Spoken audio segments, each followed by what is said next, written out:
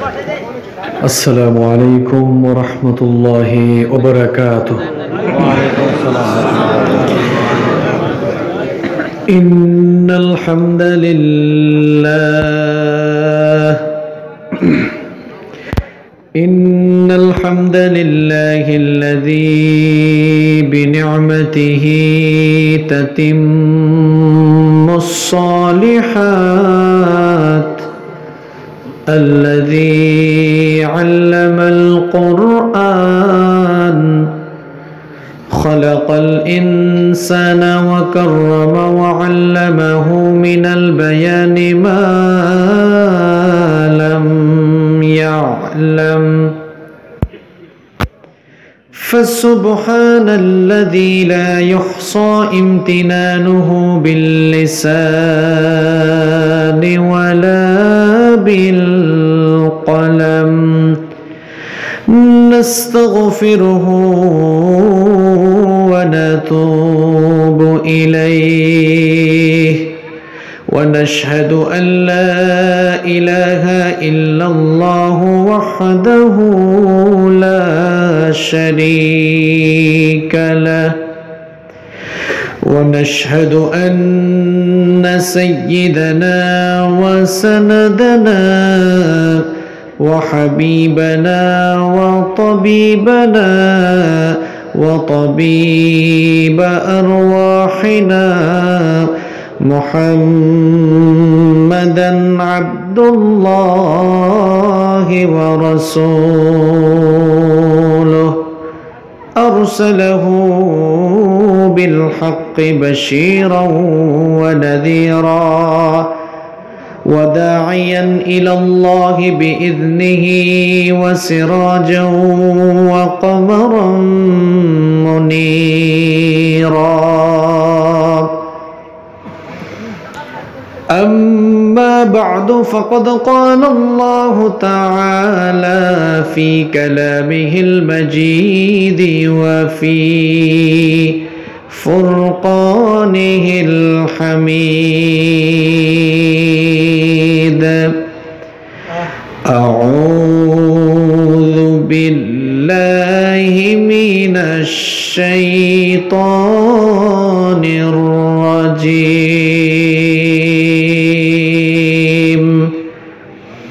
بسم الله الرحمن الرحيم إن الله وملائكته يصلون على النبي يا أيها الذين آمنوا صلوا عليه وسلموا تسليما সবাই দুরূদ ইব্রাহিম পড়েন اللهم صل على محمد وعلى آل محمد كما صليت على إبراهيم وعلى آل إبراهيم إنك حميد مجيد اللهم بارك على محمد وعلى آل محمد كما باركت على إبراهيم وعلى آل إبراهيم إنك حميد مجيد ربي زدني علما ربي زدني علما رب اشرح لي صدري ويسر لي أمري واحلل عقدة من لساني يفقه قولي سبحانك لا علم لنا إلا ما علمتنا إنك أنت আনতাল আলিমুল হাকীম। সাদাকাল্লাহুল আযীম। প্রভু তুমি বলেছ রাসূল দেবে না, বলনি দেবে না ওমর, বলনি দেবে না হামজা তারিক, খালিদ বিজয়ী সমর। প্রভু তুমি বলেছ রাসূল দেবে না, বলনি দেবে না ওমর, বলনি দেবে না হামজা তারিক, খালিদ বিজয়ী সমর। প্রভু তুমি বলেছ রাসূল দেবে না।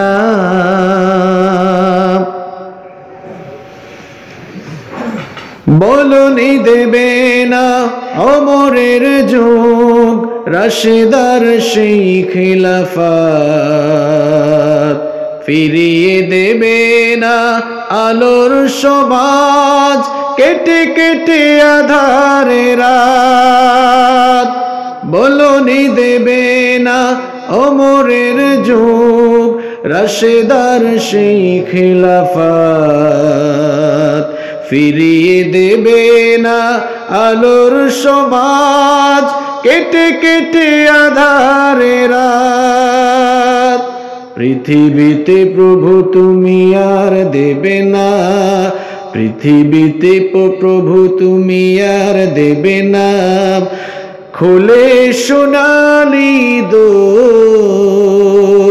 বলনি দেবে না হামজা তারিক, খালিদ বিজয়ী সমর।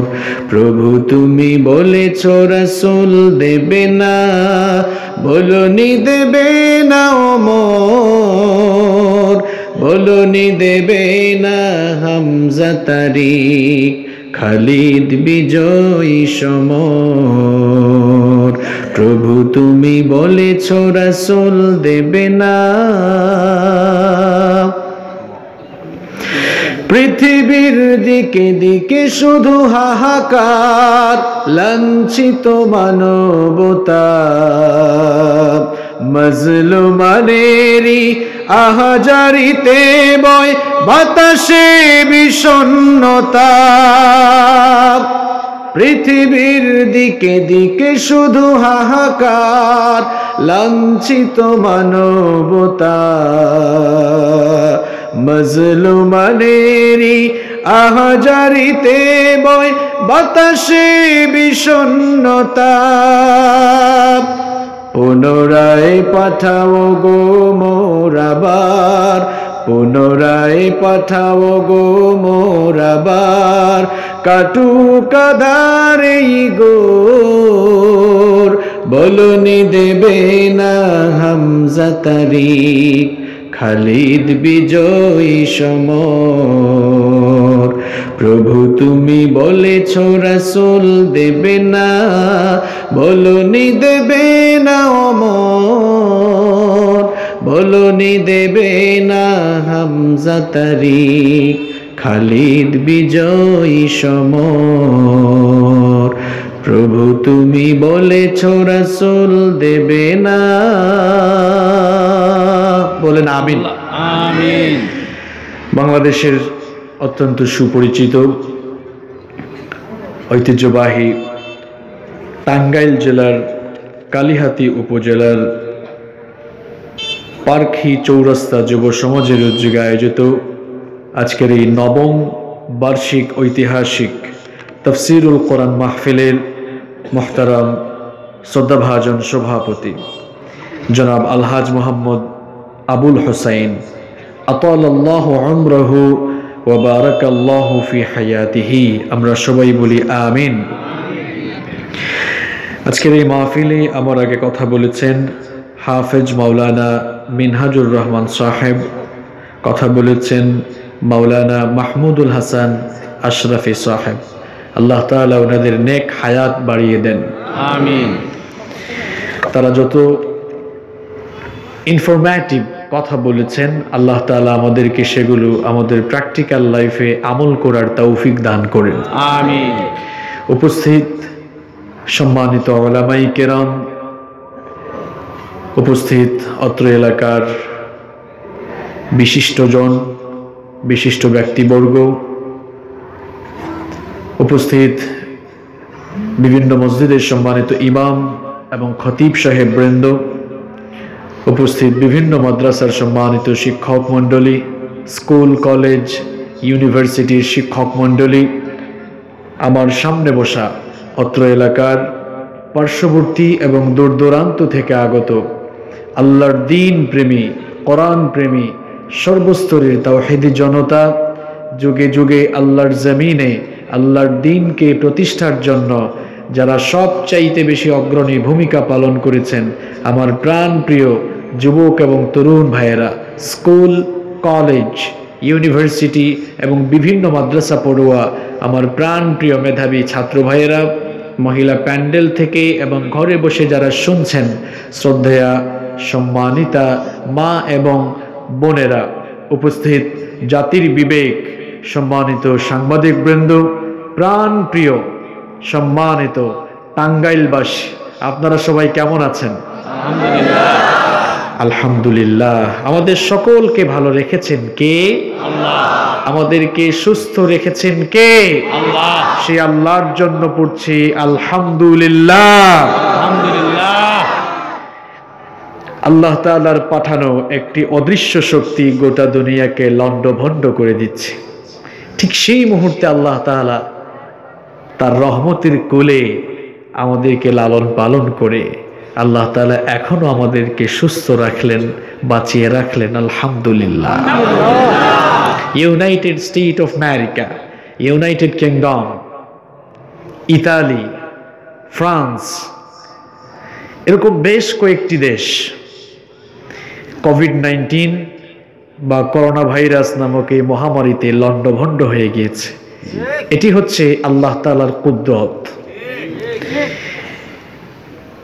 যখনই গোটা দুনিয়াকে করোনা ভাইরাস লণ্ডভণ্ড করে দিচ্ছিল, ঠিক সেই সময় WHO, ওয়ার্ল্ড হেলথ অর্গানাইজেশন, বিশ্ব স্বাস্থ্য সংস্থা বলেছিল বাংলাদেশের মানুষ অত্যন্ত অসচেতন, সুতরাং এই কোভিড-19-এ বাংলাদেশে প্রায় 8 থেকে 9 লক্ষ কিংবা 10 লক্ষ মানুষের প্রাণহানি ঘটার সম্ভাবনা রয়েছে।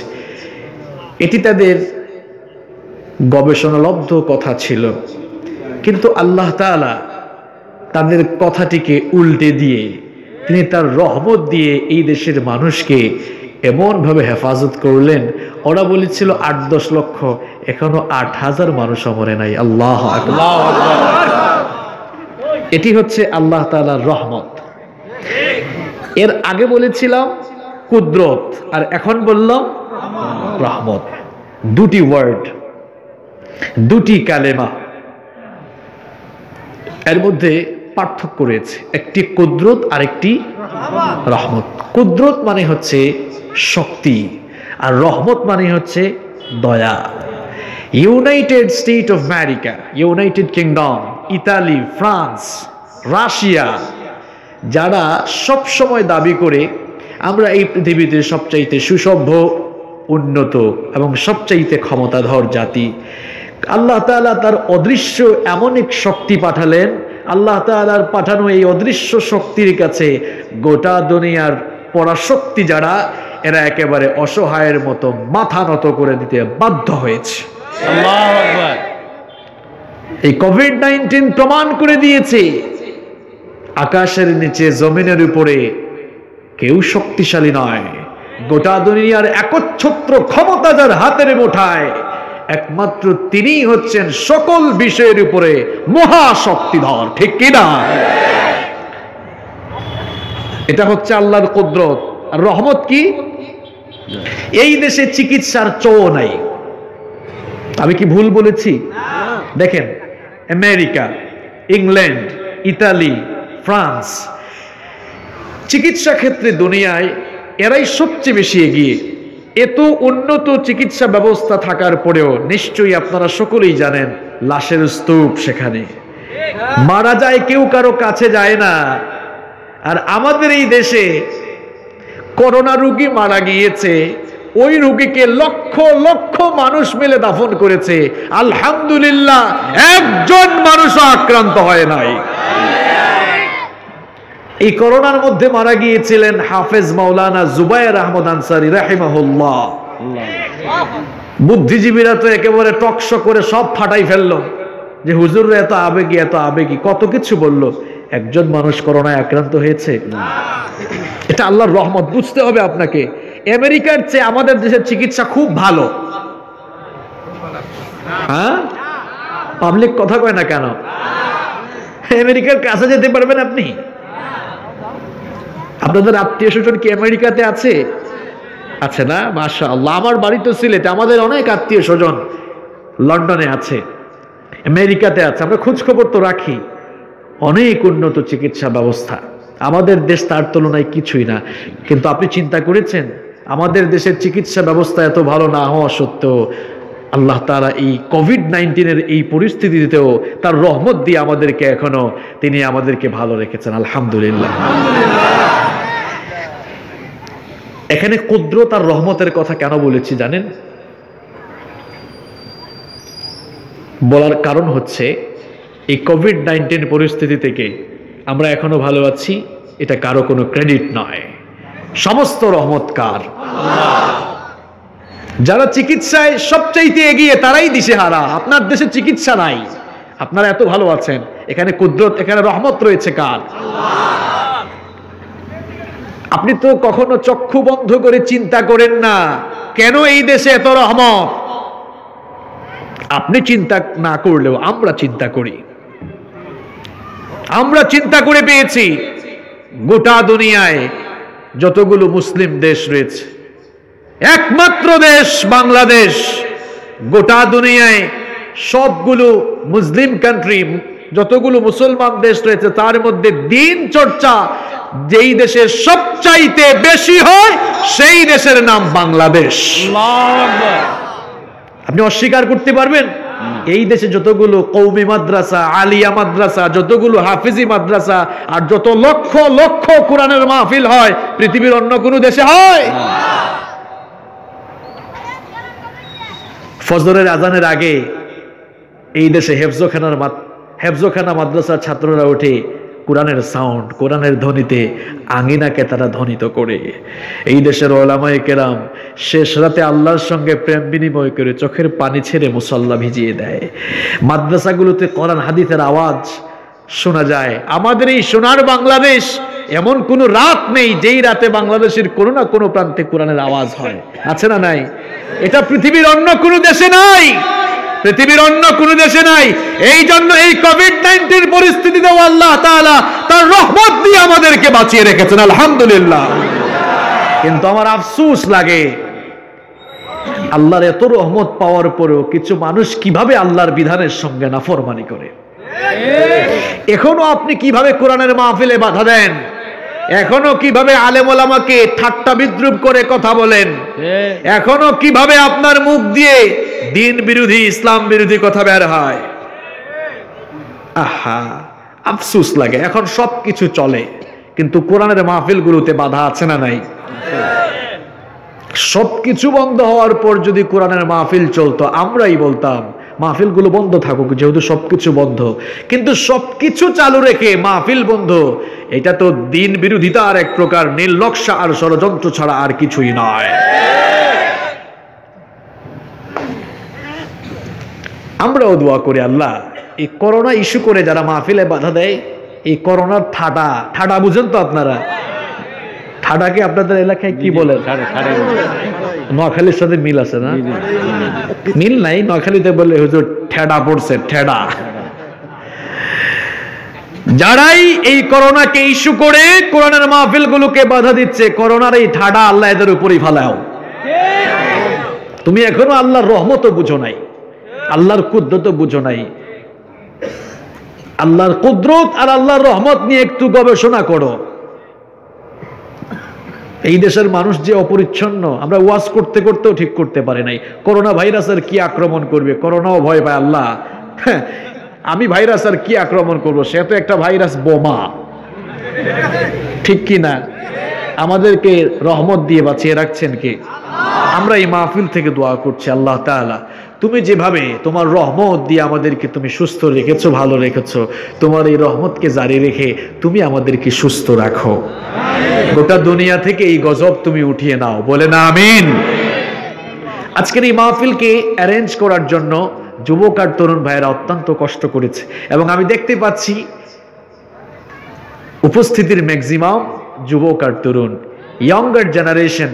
এই যুব সমাজ একটি জাতির উত্থানের মূল শক্তি। যুব সমাজ একটি জাতির উন্নতির জন্য এতটাই গুরুত্বপূর্ণ।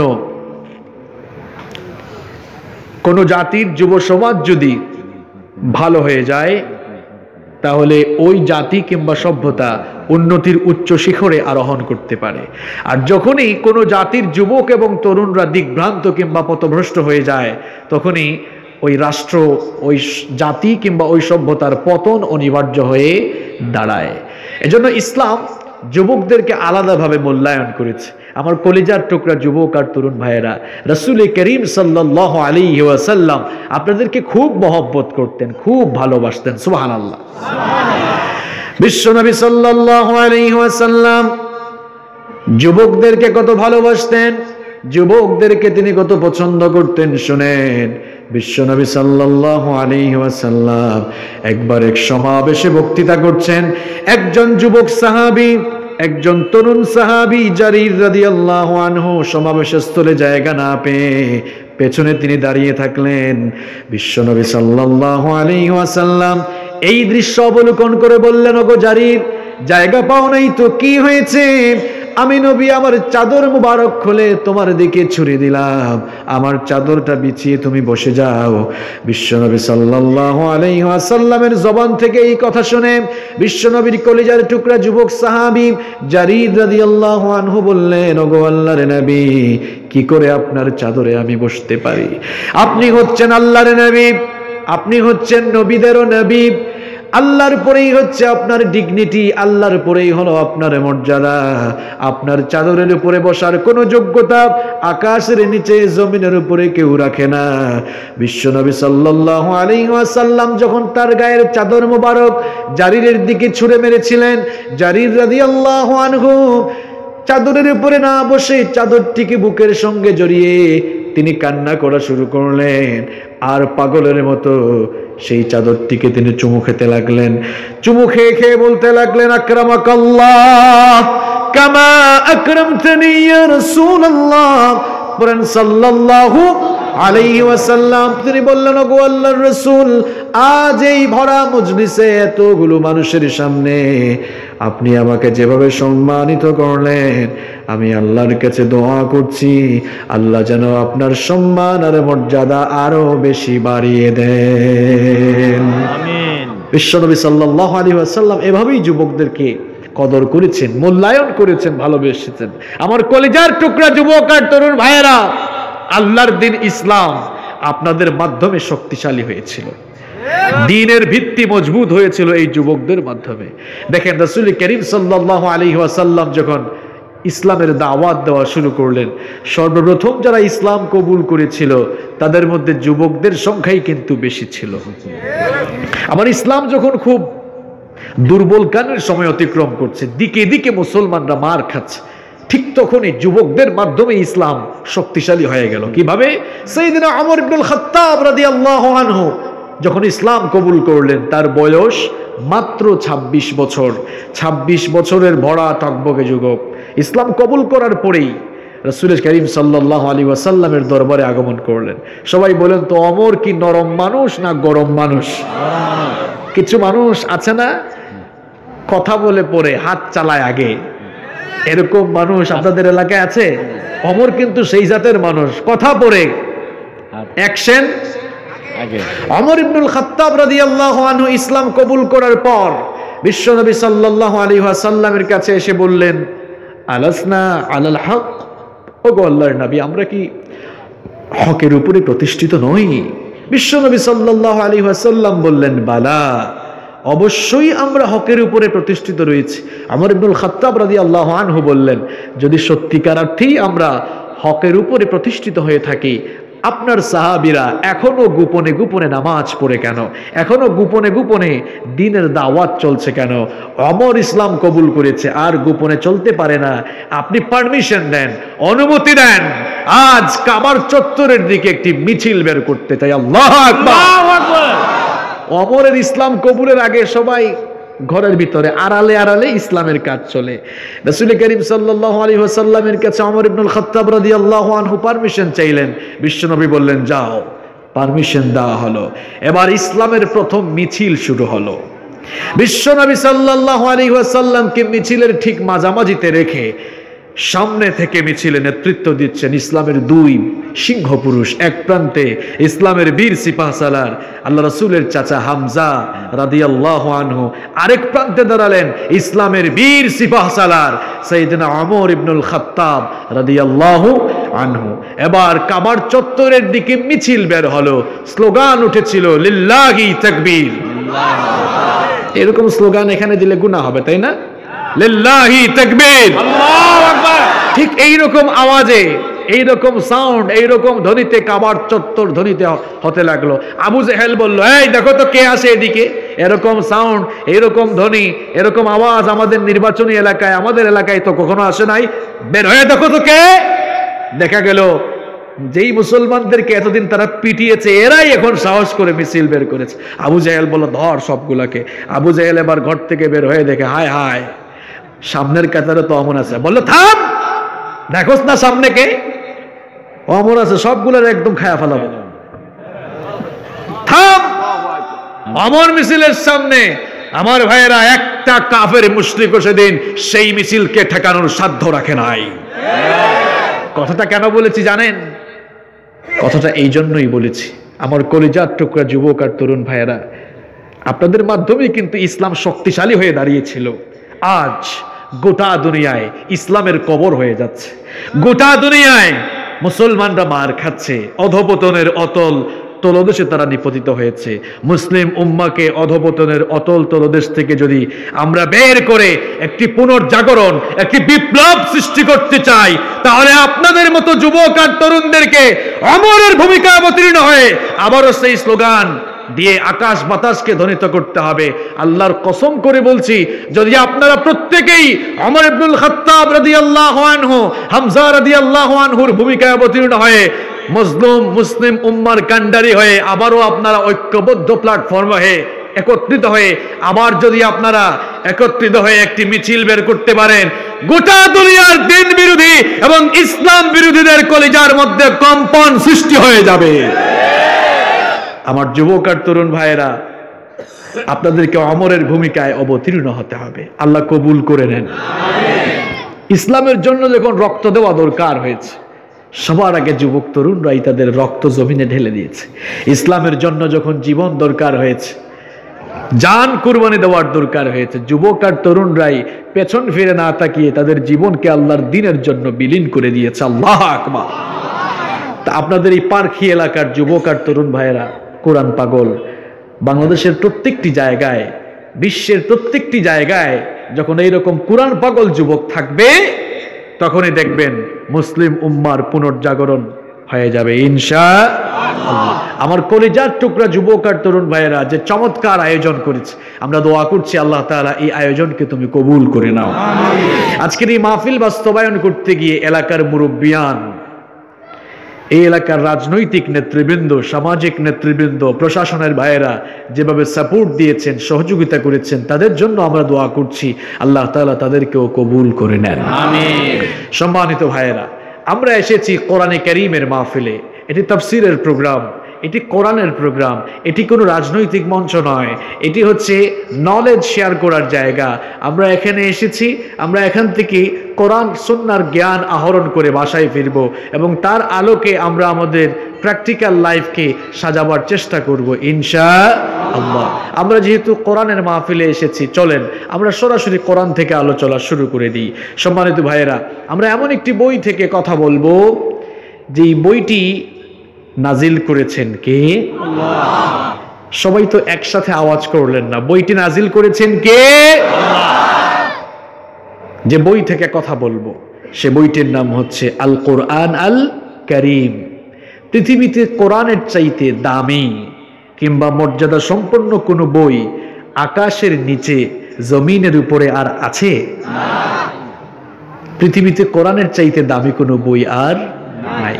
আপনারা বলেন তো, কোরআন এত দামি আর মর্যাদা সম্পন্ন কিতাব হলো, মনে হয় কোরআন এই বইটা একেবারে এত মোটা সাইজের, তাই না? এত বড় না? এত বড়? আরো বড়?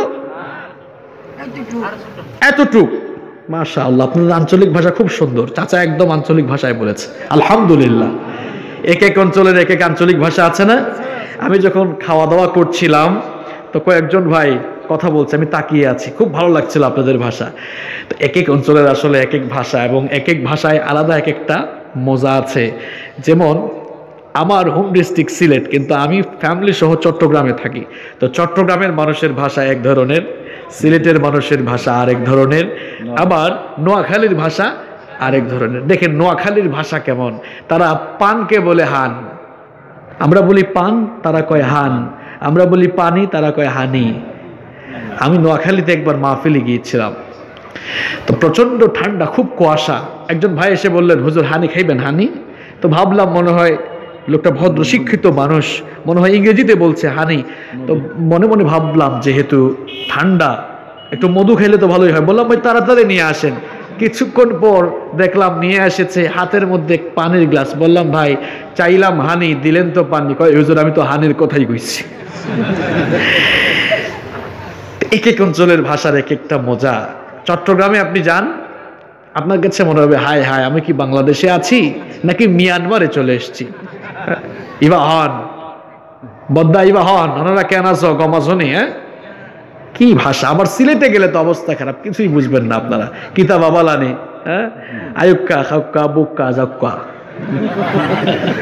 বুঝেননি সিলেটি মাত আপনারা? আমি কিন্তু সিলেটি মাত আমি বালা ফারি, আপনারা পারেননি। সিলেটি কথা মানে সিলেটি মাত, সিলেটি গীতা মাত। তো এক এক অঞ্চলের এক একটা কি আছে, ভাষা আছে। তা আপনাদের আঞ্চলিক ভাষা অনেক সুন্দর, আলহামদুলিল্লাহ পড়েন। যেই কথা বলছিলাম সম্মানিত ভাইয়েরা, কোরআনে কারীম এই পৃথিবীর সবচাইতে দামি, মর্যাদা সম্পন্ন শ্রেষ্ঠ কিতাব। সাইজের কারণে নয়, সাইজের কারণে নয়, বরং এই কিতাবের এমন কিছু স্পেশালিটি রয়েছে, যে স্পেশালিটি কিংবা যেই ক্যারেক্টারিস্টিক পৃথিবীর অন্য কোনো বইয়ের ভেতরে নাই। আল্লাহু আকবার। কতটা বলবো, বলতে বলতে পুরো রাত চলে যাবে, শেষ হবে না, বেশি বলতে পারবো না। এখানে অনেক শিক্ষিত মানুষরা আছেন, সকলকে সমন্বয় করে সবাই যেন বুঝে, ঠিক এরকম একটা আলোচনা আমরা আজকে করবো ইনশাআল্লাহ। আল্লাহর কিতাব এই কোরআন আপনাদের প্রত্যেকের ঘরে আছে না নাই? আপনারা এই কোরআনকে কি মনে করেছেন? ধর্মীয় কিতাব, তাবিজের কিতাব। কিন্তু আপনারা জানেন না কত বড় নিয়ামত রয়েছে। যদি আপনারা জানতেন তাহলে আপনারা বলেন তো, আপনাদের ঘরে যদি আপনারা খবর পান এখানে স্বর্ণের খনি রয়েছে, তাহলে আপনারা সেটা উত্তোলন করার চেষ্টা করবেন কি করবেন না? করবেন। কেন? আপনারা স্বর্ণের দাম বুঝেন। কিন্তু কোরআন তো এর চেয়ে বড় নিয়ামত।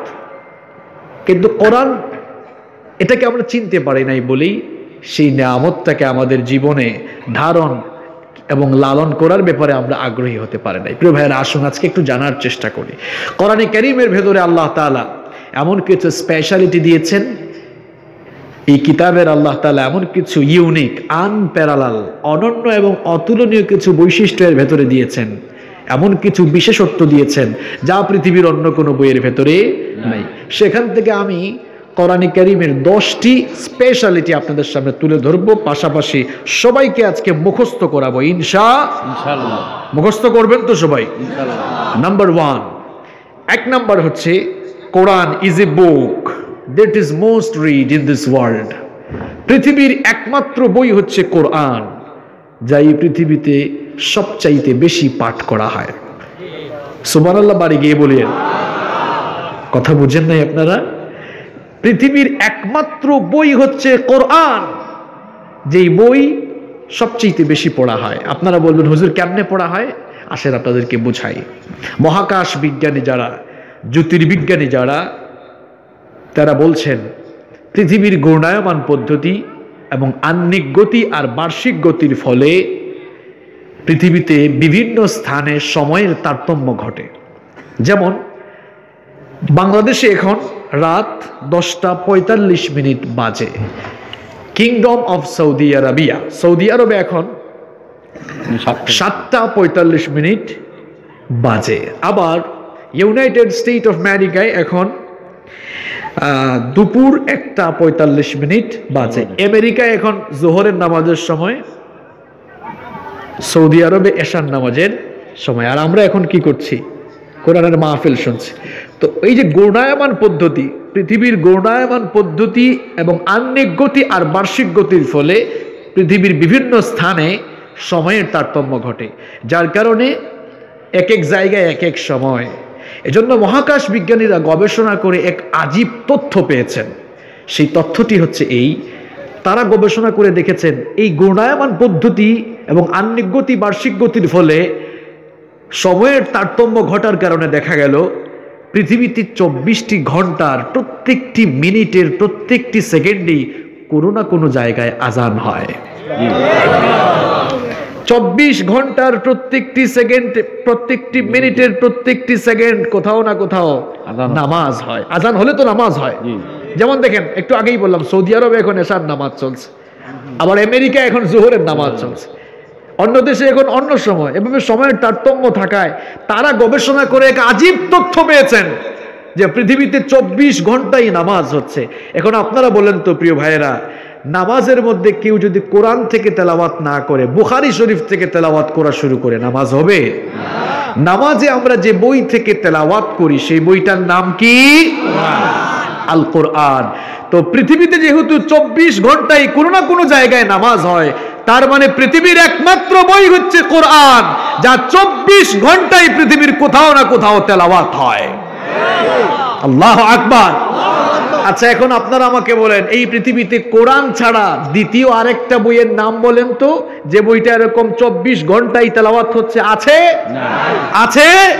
তাহলে কোরআনে কারীমের 1 নাম্বার স্পেশালিটি হচ্ছে এটি আল্লাহ তাআলার পাঠানো এমন একটি ইউনিক আনপ্যারালাল বুক, যা পৃথিবীতে মানুষ 24 ঘন্টায় পড়তে থাকে। সুবহানাল্লাহ।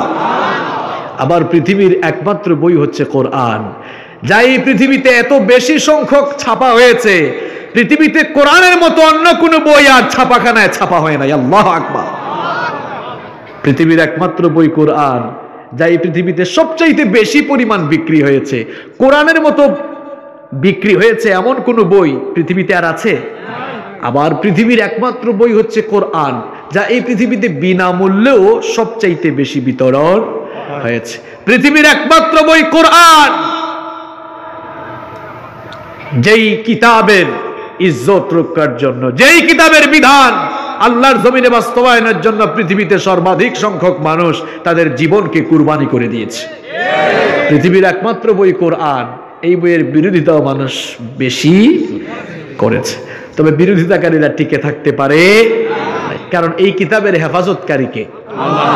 তাহলে কোরআনে কারীমের 1 নাম্বার স্পেশালিটি আমরা জানলাম, পৃথিবীর একমাত্র বই কোরআন, যা এই পৃথিবীতে মানুষ সবচাইতে বেশি পড়ে, অর্থাৎ 24 ঘন্টায় এই বইটা তেলাওয়াত করা হয়। সুবহানাল্লাহ পড়েন। কোরআনে কারীমের 2 নাম্বার স্পেশালিটি হচ্ছে nobody has ever bothered to read or heard the holy book Quran। আল্লাহর কিতাব, এই কোরআনের মধ্যে আল্লাহ তাআলা এত মজা দিয়েছেন, এই বইটা পড়লে কিংবা তেলাওয়াত করলে বা শুনলে কেউ কোনোদিন বিরক্ত হয় না। একটা গান যখন বের হয়, কয়েকদিন গানটা শোনার পরে যুবক আর তরুণ ভাইয়েরা বলে, গানটা কতবার শুনবো, অনেক দিন তো হয়ে গেল, শুনতে শুনতে আর ভালো লাগে না, এই গানটা আবার চেঞ্জ করে দাও। নতুন কোনো গান যদি আসে তাহলে সেই গানটা একটু চালাও, সেই গানটা শুনি, কারণ এক গান বেশি দিন শুনতে তো ভালো লাগে না। কিন্তু জন্মের পর থেকেই আপনারা মসজিদে গিয়ে নামাজ আদায় করেন, ইমাম সাহেব প্রত্যেক দিন সূরাতুল ফাতিহা দিয়ে নামাজ শুরু করেন। আপনারা কেউ কি কখনো মসজিদে গিয়ে ইমাম সাহেবকে অভিযোগ করে বলেছেন নাকি, প্রত্যেক দিনই তো হুজুর আপনি সূরা ফাতিহা দিয়ে নামাজ শুরু করেন, শুনতে শুনতে আমাদের আর ভালো লাগে না, আজ একটু অন্য সূরা দিয়ে নামাজ শুরু করেন, এমন কথা কেউ কি কখনো বলেছে নাকি? এমন কথা কেউ কখনো বলে নাই, কখনো বলার কোনো সুযোগও থাকবে না। কারণ কোরআনে কারীমের ভেতরে আল্লাহ এত মজা দিয়েছেন, এই কিতাবের তেলাওয়াত করলে কিংবা এই কিতাবের তেলাওয়াত যতই মানুষ শুনবে ততই মজা লাগবে, ভালো লাগবে। আবার এক এক আলেম এক এক কণ্ঠে আল্লাহর কিতাব কোরআন তেলাওয়াত করে, কারো কারো কণ্ঠে আল্লাহ এমন সুধা ঢেলে দিয়েছেন, কারো কারো ভয়েস এত চমৎকার, তারা যখন কোরআনে কারীম তেলাওয়াত করে মনে হয় যেন আকাশ থেকে আল্লাহর কোরআন নাজিল হচ্ছে।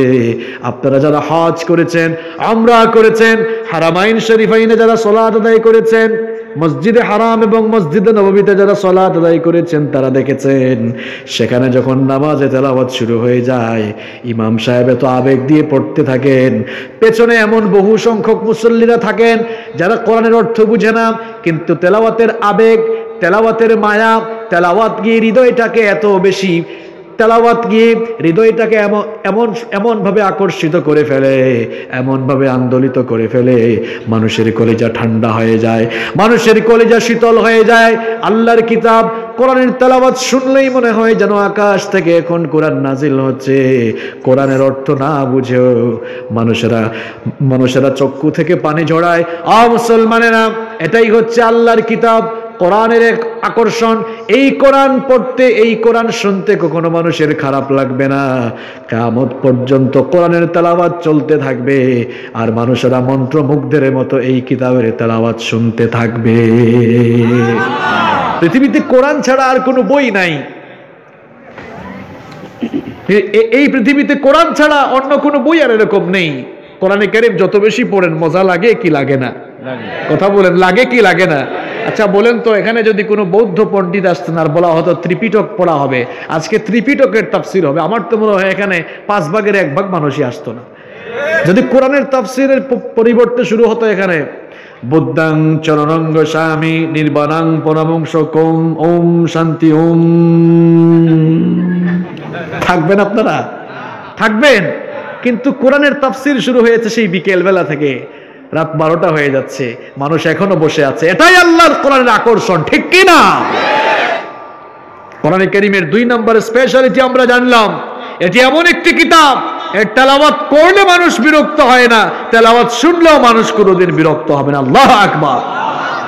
কোরআনে কারীমের 3 নম্বর স্পেশালিটি হচ্ছে the number of the people who have memorized the holy book Quran is countless. পৃথিবীর একমাত্র বই হচ্ছে কোরআন, যেই বইয়ের মুখস্থকারীর সংখ্যা পৃথিবীতে সবচাইতে বেশি। সুবহানাল্লাহ। পৃথিবীতে কোরআন ছাড়া আপনি আমাকে অন্য আরেকটি বইয়ের নাম বলেন যে বইয়ের এত হাফেজ আছে? আছে? কোরআন ছাড়া অন্য বইয়ের এত হাফেজ আছে? কিন্তু আল্লাহর এই কিতাব কোরআনের এত হাফেজ দুনিয়াতে আছে, কোটি কোটি হাফেজ দুনিয়ার দিক দিগন্তে ছড়িয়ে আছে। আল্লাহু আকবার। আর আমার দেশের হাফেজ, এদেরকে ব্রিলিয়ান্ট বললে কম হবে, ব্রিলিয়ান্ট বললে ভুল হবে, বলতে হবে এদেরকে ট্রিলিয়ান্ট। কেন?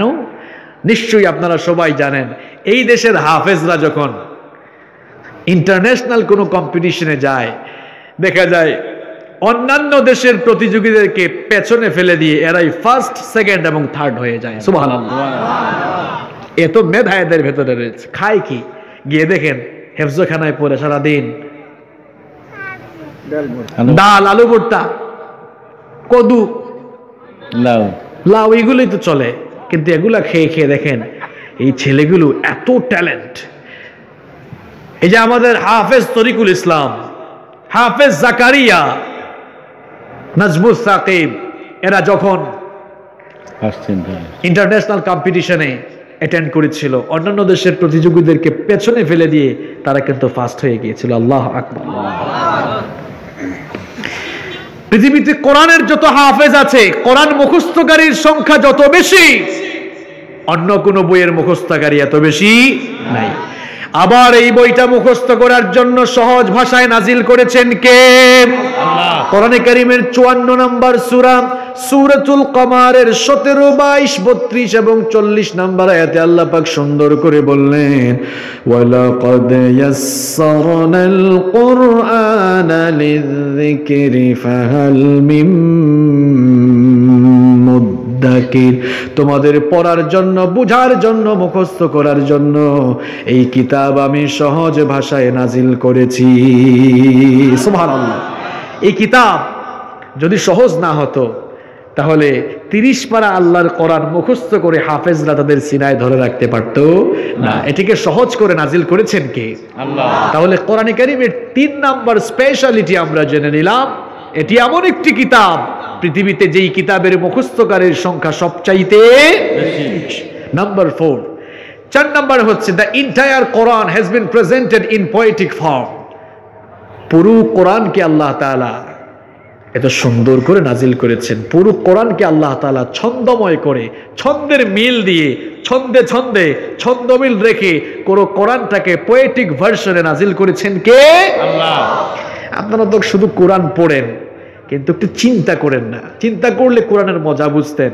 কোরআন যদি কেউ থেমে থেমে পড়ে শুনলে মনে হবে কেউ যেন কবিতার ছন্দ মিলাচ্ছে, আর কেউ যদি না থেমে পড়ে মনে হবে কেউ যেন আর্টিকেল, মাকালা, প্রবন্ধ পাঠ করছে। কোরআনের প্রত্যেকটি আয়াত তো ছন্দময়, প্রত্যেকটি আয়াতের ভেতরে কি চমৎকার ছন্দমিল রয়েছে। যেমন যেই সূরাগুলো আপনাদের মুখস্থ আছে সেই সূরাগুলো যদি আমরা এবার তেলাওয়াত শুরু করি, আসেন আমরা একটু সূরাতুল কাউসার থেমে থেমে তেলাওয়াত করে দেখি কি চমৎকার ছন্দমিল এই সূরার ভেতরে রয়েছে। সবাই আমার সাথে পড়ে নিন, ইন্না আ'তাইনাকাল কাউসার ফাসাল্লি লিরাব্বিকা ওয়ানহার ইন্না শানিআকা হুয়াল আবতার। সবার মুখস্থ, কিন্তু দেখেন এখানে যে ছন্দমিল আছে অনেকে জানেন না। ইন্না আ'তাইনাকাল কাউসার ফাসাল্লি লিরাব্বিকা ওয়ানহার ইন্না শানিআকা হুয়াল আবতার। কোন সূরা পড়বেন আপনি, যেই সূরায় যাবেন সেই সূরায় ছন্দমিল আছে। দেখেন কোরআনে কারীমের সবচাইতে মজার সূরা সূরাতুর রহমান, থেমে থেমে তেলাওয়াত করেন মনে হবে যেন কি চমৎকার ছন্দমিল সেখানে রয়েছে। আর রহমান আল্লামাল কুরআন খালাকাল ইনসান আল্লামাহুল বায়ান। দেখেন আনের একটা টান, আর রহমান আল্লামাল কুরআন খালাকাল ইনসান আল্লামাহুল বায়ান। এই যে আনের একটা টান, ছন্দমিল আছে না নাই? আছে। আপনারা মনে করছেন শুধু এই দুইটা সূরা না, যে কোনো আয়াত শুরু করে দেন, ইযাস সামাউন ফাতারাত ওয়া ইযাল কাওয়াকিবুন তাসারাত ওয়া ইযাল বিহারু ফুজ্জিরাত ওয়া ইযাল কুবুরু বাসিরাত। আল্লাহু আকবার। কোন সূরা পড়বেন? কুল হুয়াল্লাহু আহাদ আল্লাহুস সামাদ লাম ইয়ালিদ ওয়া লাম ইউলাদ ওয়া লাম ইয়াকুল লাহু কুফুয়ান আহাদ। আদের একটা টান, কুল হুয়াল্লাহু আহাদ, এই যে আদের একটা টান, আল্লাহুস সামাদ, লাম ইয়ালিদ ওয়া লাম ইউলাদ ওয়া লাম ইয়াকুল লাহু কুফুয়ান আহাদ। আল্লাহু আকবার। The entire Quran has been presented in poetic form. পুরো কিতাবটাকে আল্লাহ তাআলা ছন্দের চমৎকার মিল দিয়ে নাজিল করেছেন কে? আল্লাহ। পৃথিবীতে কোরআন ছাড়া আর কোনো বই নেই যেখানে পুরো কিতাবকে এত চমৎকার ছন্দময় করা হয়েছে। কোরআন ছাড়া আর কোনো বই পৃথিবীতে নাই। কষ্ট হচ্ছে আপনাদের? না না না। কোরআনে কারীমের 5 নাম্বার স্পেশালিটি হচ্ছে there is no contradiction between the holy book Quran and science. কোরআনের সাথে বিজ্ঞানের কোনো দ্বন্দ্ব নাই। স্কুল, কলেজ, ইউনিভার্সিটিতে যারা পড়ো, এখানে ছাত্র যারা এসেছো তাদেরকে বলছি, সায়েন্সে যারা পড়ো তোমাদেরকে বলছি, তোমরা যারা কোরআন পড়ো না তোমরা মনে করো এটা হুজুরদের কিতাব, এটা ধর্মীয় কিতাব। প্রিয় ভাইয়েরা আমার, এটা হুজুরদের আর ধর্মীয় কিতাব নয়। তুমি কি জানো কোরআন কারীম হচ্ছে সায়েন্টিফিক একটি কিতাব। কোরআন কারীমে 6500-এর বেশি আয়াত রয়েছে। শুধুমাত্র বিজ্ঞানের থিওরি সংক্রান্ত 1500-এরও বেশি আয়াত রয়েছে। আল্লাহু আকবার। আমি তো নিজে কোরআনিক সায়েন্স এন্ড তাফসীর এই সাবজেক্টের উপরে অনার্স মাস্টার্স করেছি। এই জন্য কোরআন বিজ্ঞান নিয়ে পড়াশোনা এবং রিসার্চ করার সুযোগ আমাদের হয়েছে। এখানে বিজ্ঞানের এত থিওরি আল্লাহ তাআলা দিয়েছেন, তুমি যত বেশি কোরআন পড়বা, যত বেশি কোরআন পড়বা, তত বেশি বিজ্ঞানের থিওরি আরো বেশি জানতে পারবা। আল্লাহু আকবার। অনেকে মনে করে কোরআন তো মধ্যযুগীয় কিতাব, আর এখন বিজ্ঞানের যুগ, বিজ্ঞানের যুগে মধ্যযুগে নাজিল হওয়া কিতাব এখন আর চলতে পারে না। এটা আপনার ভুল ধারণা। বর্তমানে বিজ্ঞানের যত নতুন নতুন ইনভেনশন, বিজ্ঞানের যত ইনোভেশন, বিজ্ঞানের যত আবিষ্কার, বিজ্ঞানের নতুন নতুন যত তথ্য রয়েছে, বিজ্ঞানের সবগুলো তথ্য কয়েক বছর আগের দেয়া, আর আল্লাহ তাআলা ঠিক এই তথ্যগুলোই কোরআনে কারিমে আজ থেকে ১৫০০ বছর আগে দিয়েছেন। আরো আসতে বলেন সুবহানাল্লাহ। আমি ২-৩টা এক্সাম্পল আপনাদেরকে দিচ্ছি, তাহলে বুঝতে পারবেন এই যে দুনিয়া যেখানে আপনারা বাস করছেন, আপনারা তো চিন্তা করেন না, একটু চিন্তা করেন তো, how the universe was created, এই বিশ্বজগৎ কিভাবে সৃষ্টি হয়েছে, একটু চিন্তা করেন আপনারা।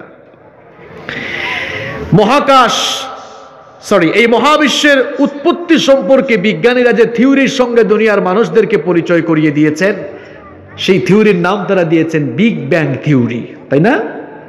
এই বিগ ব্যাং থিওরি সম্পর্কে তারা বলছেন এই মহাবিশ্ব অর্থাৎ আকাশ, জমিন, চন্দ্র, সূর্য, গ্রহ, নক্ষত্র, তারকাপুঞ্জ সব কিছু সৃষ্টির শুরুতে পুঞ্জীভূত একত্রিত অবস্থায় ছিল, সব এক জায়গায় ছিল। তখন সবকিছু ছিল একটি গ্যাসীয় কণার সমষ্টি। এরপরে আকাশে একটি মহাবিস্ফোরণ ঘটলো। মহাবিস্ফোরণ ঘটে যাওয়ার পর আসমান আলাদা হয়ে গেল, সূর্য আলাদা হয়ে গেল, চন্দ্র আলাদা হয়ে গেল, গ্রহ নক্ষত্র তারকাপুঞ্জ আলাদা হয়ে গেল, জমিন আলাদা হয়ে গেল। মহাবিস্ফোরণের মাধ্যমে যে ঘটনাটি ঘটে সবকিছু সেপারেট হলো, আলাদা হলো। বিজ্ঞানীরা তার নাম দিয়েছেন বিগ ব্যাং থিওরি। আপনারা বলবেন হুজুর তাহলে তো বিজ্ঞান নতুন একটা থিওরি আমাদেরকে জানালো কিভাবে দুনিয়া উৎপত্তি হয়েছে, কিন্তু আপনি জানলে অবাক হয়ে যাবেন। মহাবিশ্ব উৎপত্তির এই ধারণা বিজ্ঞানের কাছে নতুন হলেও আল্লাহর কোরআনে আল্লাহ তাআলা সেই তথ্যটি ১৫০০ বছর আগে দিয়েছেন। সুবহানাল্লাহ। কোরআনে কারীমের ২১ নম্বর সূরা সূরাতুল আম্বিয়া এর ৩০ নম্বর আয়াতে আল্লাহ পাক খুব সুন্দর করে বললেন, أولم ير الذين كفروا أن السماوات والأرض كانتا رتقا ففتقناهما। আল্লাহ পাক বললেন অবিশ্বাসীরা কি দেখে না, আকাশ আর জমিন সৃষ্টির শুরুতে পুঞ্জীভূত অবস্থায় ছিল, একত্রিত অবস্থায় ছিল, অতঃপর আমি আল্লাহ পাক আমার মহা ক্ষমতা বলে সেগুলোকে আলাদা করে দিলাম। কিভাবে আলাদা করা হলো? কোরআন কারীমের ৪১ নম্বর সূরা সূরা হামিম আস-সাজদা এর ১১ নম্বর আয়াতে আল্লাহ পাক বিস্তারিত বললেন, সুম্মাস্তাওয়া ইলাস সামাই ওয়া হিয়া দুখানুন ফাকালা লাহা ওয়ালিল আরদি ائتيا طوعا أو كرها قالتا آتينا طائعين। আল্লাহ পাক বললেন মহাবিস্ফোরণের পর আকাশ যখন ধোঁয়াশাচ্ছন্ন হলো, আকাশ যখন ধূম্রজাল হলো, প্রিয় ভাইয়েরা, কোন জায়গায় আগুন লাগলে সেখানে ধোঁয়া সৃষ্টি হয় কি হয় না? মহাকাশে মহাশূন্যে যখন মহাবিস্ফোরণ হলো, আকাশ তখন ধোঁয়াশাচ্ছন্ন হয়ে গেল। আল্লাহ পাক বললেন আমি তখন ধূম্রজাল ধোঁয়াশাচ্ছন্ন সেই আকাশের দিকে মনোনিবেশ করে আসমান আর জমিনকে অর্ডার করলাম, তোমরা আমার নির্দেশে পরস্পর সেপারেট হয়ে যাও। আকাশ আর জমিন তখন জবাব দিল, আমরা আমাদের রবের মহান হুকুম মেনে অনুগতদের মতো অস্তিত্বমান অবস্থায় ফিরে গেলাম। সুবহানাল্লাহ। 1979 1979 সালে সৌদি আরবের রাজধানী রিয়াদে একটি কনফারেন্স হয়েছিল, যে কনফারেন্সের নাম ছিল মু'তামার আশ-শাবাব, ইউথ কনফারেন্স। সেই কনফারেন্সে ইউনাইটেড স্টেট অফ আমেরিকার বিখ্যাত সায়েন্টিস্ট বালমার উপস্থিত ছিলেন। সেই কনফারেন্সে যখনই এই আয়াত রিসাইট করা হলো, তেলাওয়াত করা হলো, সঙ্গে সঙ্গে দাঁড়িয়ে বললেন স্টপ, থামো, এটা কোন বই থেকে তোমরা তেলাওয়াত করছো? কারণ এই থিওরি, এই তত্ত্ব মাত্র কয়েকদিন আগে গবেষণা করে আমরা দুনিয়াবাসীকে জানিয়েছি, তোমরা আবার কোন বই থেকে এটা তেলাওয়াত করে আমাকে শোনাচ্ছ? বলা হলো এটি ১৫০০ বছর আগে নাজিল হওয়া আল্লাহর কিতাব, এটি হচ্ছে কোরআন আল কারীম। তখন বালমার বলেছিলেন যেই তথ্য এত কষ্ট করে এত গবেষণা করে পৃথিবীর মানুষকে আমরা কিছুদিন আগে জানিয়েছি, সায়েন্টিফিক এই তথ্য, মহাবিশ্ব সৃষ্টির এই ধারণা যেই কিতাবে ১৫০০ বছর আগে এসেছে, নিঃসন্দেহে এটা নিছক নিরর্থক কোনো কিতাব নয়, এটা মহাবিশ্বের স্রষ্টার কাছ থেকে আসাই কিতাব। এবং যার কাছে নাজিল হয়েছে তিনিও সাধারণ মানুষ নন, তিনিও মহামানবী হবেন, তিনিও প্রফেট হবেন। এই জন্য আমি আর দেরি করতে চাই না, আর গুমরাহিতে পড়ে থাকতে চাই না। কালেমা পড়ে ওই কনফারেন্স হলেই সে মুসলমান হয়েছে। এই হচ্ছে আল্লাহর কোরআন।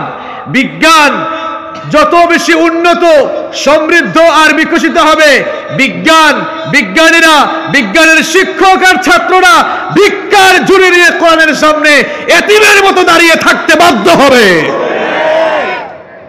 যারা উঠে যায় এদের কি শয়তান কি গুতায় নাকি? শয়তান গুতায়, তাই না?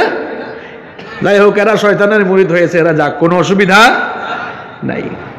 এই তথ্যগুলো কই পাবেন? আপনি জীবনে কোথাও পাবেন? ভালো করে শুনে যান আজকে। There is no contradiction between the Holy Book, Quran and science. আপনার ঘরে যে কিতাব রয়েছে, এই কিতাবের সাথে বিজ্ঞানের কোনো দ্বন্দ্ব নেই। ঘোরাঘুরির সমস্যার সমাধান বিজ্ঞান কিছুদিন আগে করেছে। ঘোরাঘুরি মানে বুঝেন তো, পৃথিবী ঘুরে না সূর্য ঘুরে, এটা নিয়ে বিজ্ঞান আর বিজ্ঞানীদের কত ঠেলাঠেলি যে ছিল। সর্বপ্রথম এই দুনিয়াতে টলেমি বলেছিল পৃথিবী স্থির, পৃথিবীকে কেন্দ্র করে সূর্যই তার চারপাশে ঘুরে। তার এই তত্ত্ব, তার এই মতবাদ বেশি দিন দুনিয়াতে টিকে নাই। 1512 সালে নিকোলাস কোপারনিকাস বললেন, টলেমি এতদিন তোমাদেরকে যা শুনিয়েছে, যা বলেছে সব ভুয়া, সিটিংগিরি করেছে, সব ভুয়া। আমি এখন গবেষণা করে দেখেছি আসলে পৃথিবীও ঘুরে, সূর্যও ঘুরে, আমিও ঘুরি, তুমিও ঘুরো, সবকিছুই ঘুরে। তো এই যে ঘোরাঘুরির সমস্যার সমাধান বিজ্ঞান কিছুদিন আগে করলো, আপনি কি জানেন? কোরআনে কারীমের বিজ্ঞানময় সূরা ইয়াসিনের ভেতরে আল্লাহ তাআলা ১৫০০ বছর আগে এই ঘোরাঘুরির সমস্যার সলিউশন দিয়েছেন। আল্লাহ তাআলা বলছেন, ওয়াশ-শামসু তাজরি লিমুস্তাকাররিন লাহা যালিকা তাকদীরুল আজিজিল আলীম ওয়াল কমারা قدرناه منازل حتى عاد كالعرجون القديم لا الشمس ينبغي لها أن تدرك القمر ولا الليل سابق النهار وكل في فلك يسبحون। আল্লাহ পাক বললেন, সূর্যের জন্য আমি নির্ধারিত কক্ষপথ ঠিক করে দিয়েছি, সূর্য তার নির্ধারিত কক্ষপথে পরিভ্রমণ করছে। চন্দ্রের জন্য আমি নির্ধারিত মঞ্জিল ঠিক করে দিয়েছি, চন্দ্র তার সেই মঞ্জিলে পরিভ্রমণ করছে। সূর্য কখনো চন্দ্রের নাগালে যেতে পারে না, দিন কখনো রাতের আগে যেতে পারে না। প্রত্যেকেই তারা তাদের আপন আপন কক্ষপথ অনুযায়ী পরিভ্রমণ করছে। এই ঘোরাঘুরি সমস্যার সমাধানও ১৫০০ বছর আগে কোরআনে কারিমে দিয়েছেন কে?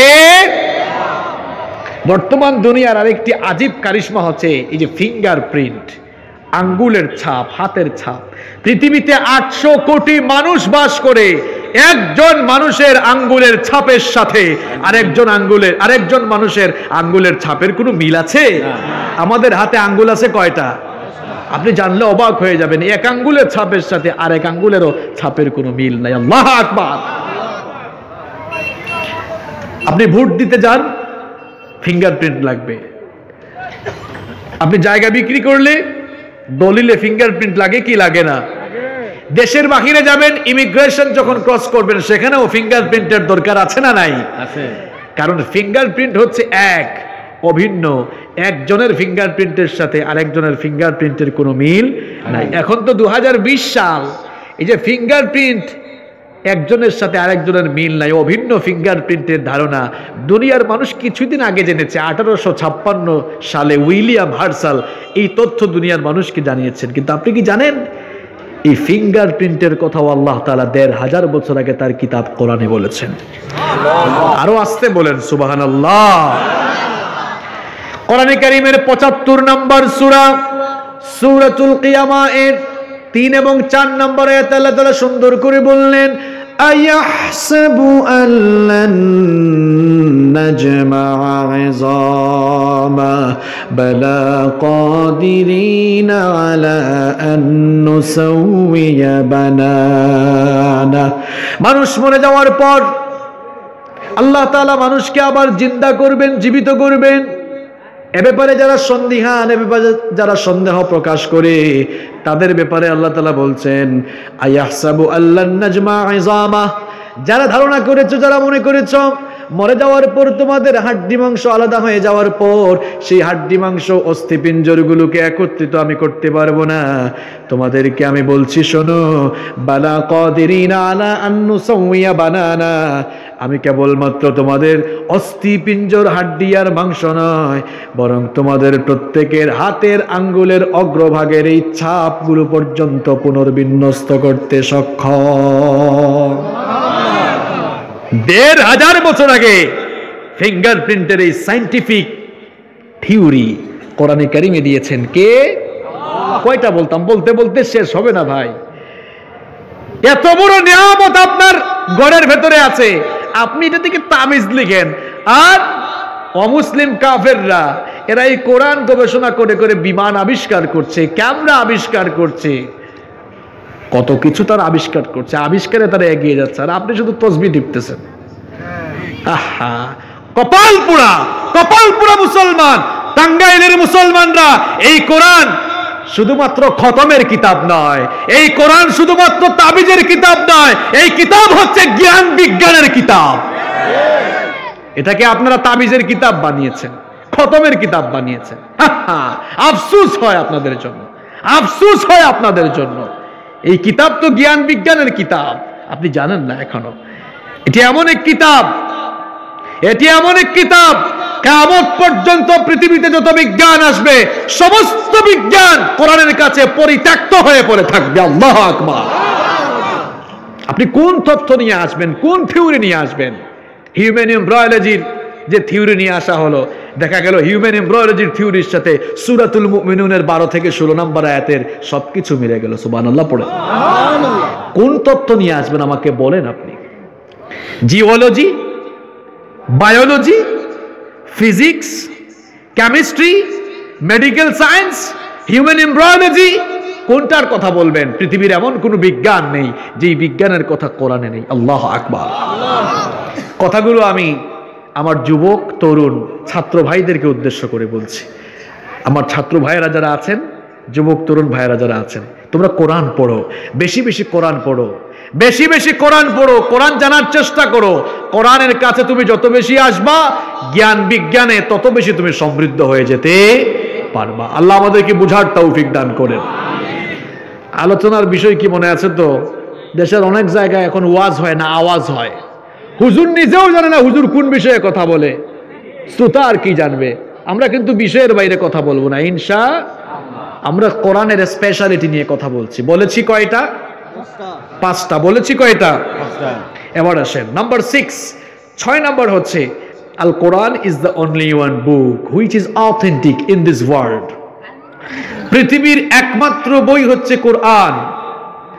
পৃথিবীর একমাত্র বই হচ্ছে কোরআন, যেই বইটা হচ্ছে সমস্ত দোষ, ত্রুটি, দুর্বলতা এবং অক্ষমতা থেকে মুক্ত। আমার চাচাকে বলছি, চাচা আমি তো বাংলাতে অনুবাদ করে দিচ্ছি, আপনার অসুবিধা আছে? অসুবিধা তো নাই। আমাদের দেশে অনেক হুজুররা কোরআন হাদিসই বলে না, শুধু ফার্সি শের বলে, আছে না? তো ফার্সি শের বললে অসুবিধা নাই, ইংরেজি বললে অসুবিধা কেন? বরং আমরা আলেম ওলামারা যত বেশি ইংরেজি বলতে পারবো, এখনকার ইয়াং জেনারেশন তত বেশি কোরআনের প্রতি আকৃষ্ট হবে। কারণ আধুনিক শিক্ষায় শিক্ষিত যারা, তারা মনে করে হুজুররা কিচ্ছু জানে না। আমরা আমাদের বক্তব্যগুলোকে অ্যাপ্রোচ করি, বিশেষ করে ইয়াং জেনারেশনকে আমরা অ্যাপ্রোচ করে কথা বলি। কারণ এই দিগ্ভ্রান্ত পথভ্রষ্ট যুবক আর তরুণদেরকে ইসলামের দিকে নিয়ে আসতে পারলেই ইসলামের গণজাগরণ শুরু হয়ে যাবে ইনশাআল্লাহ। কোরআন কারীমের 6 নম্বর স্পেশালিটি হচ্ছে পৃথিবীর একমাত্র বই হচ্ছে কোরআন।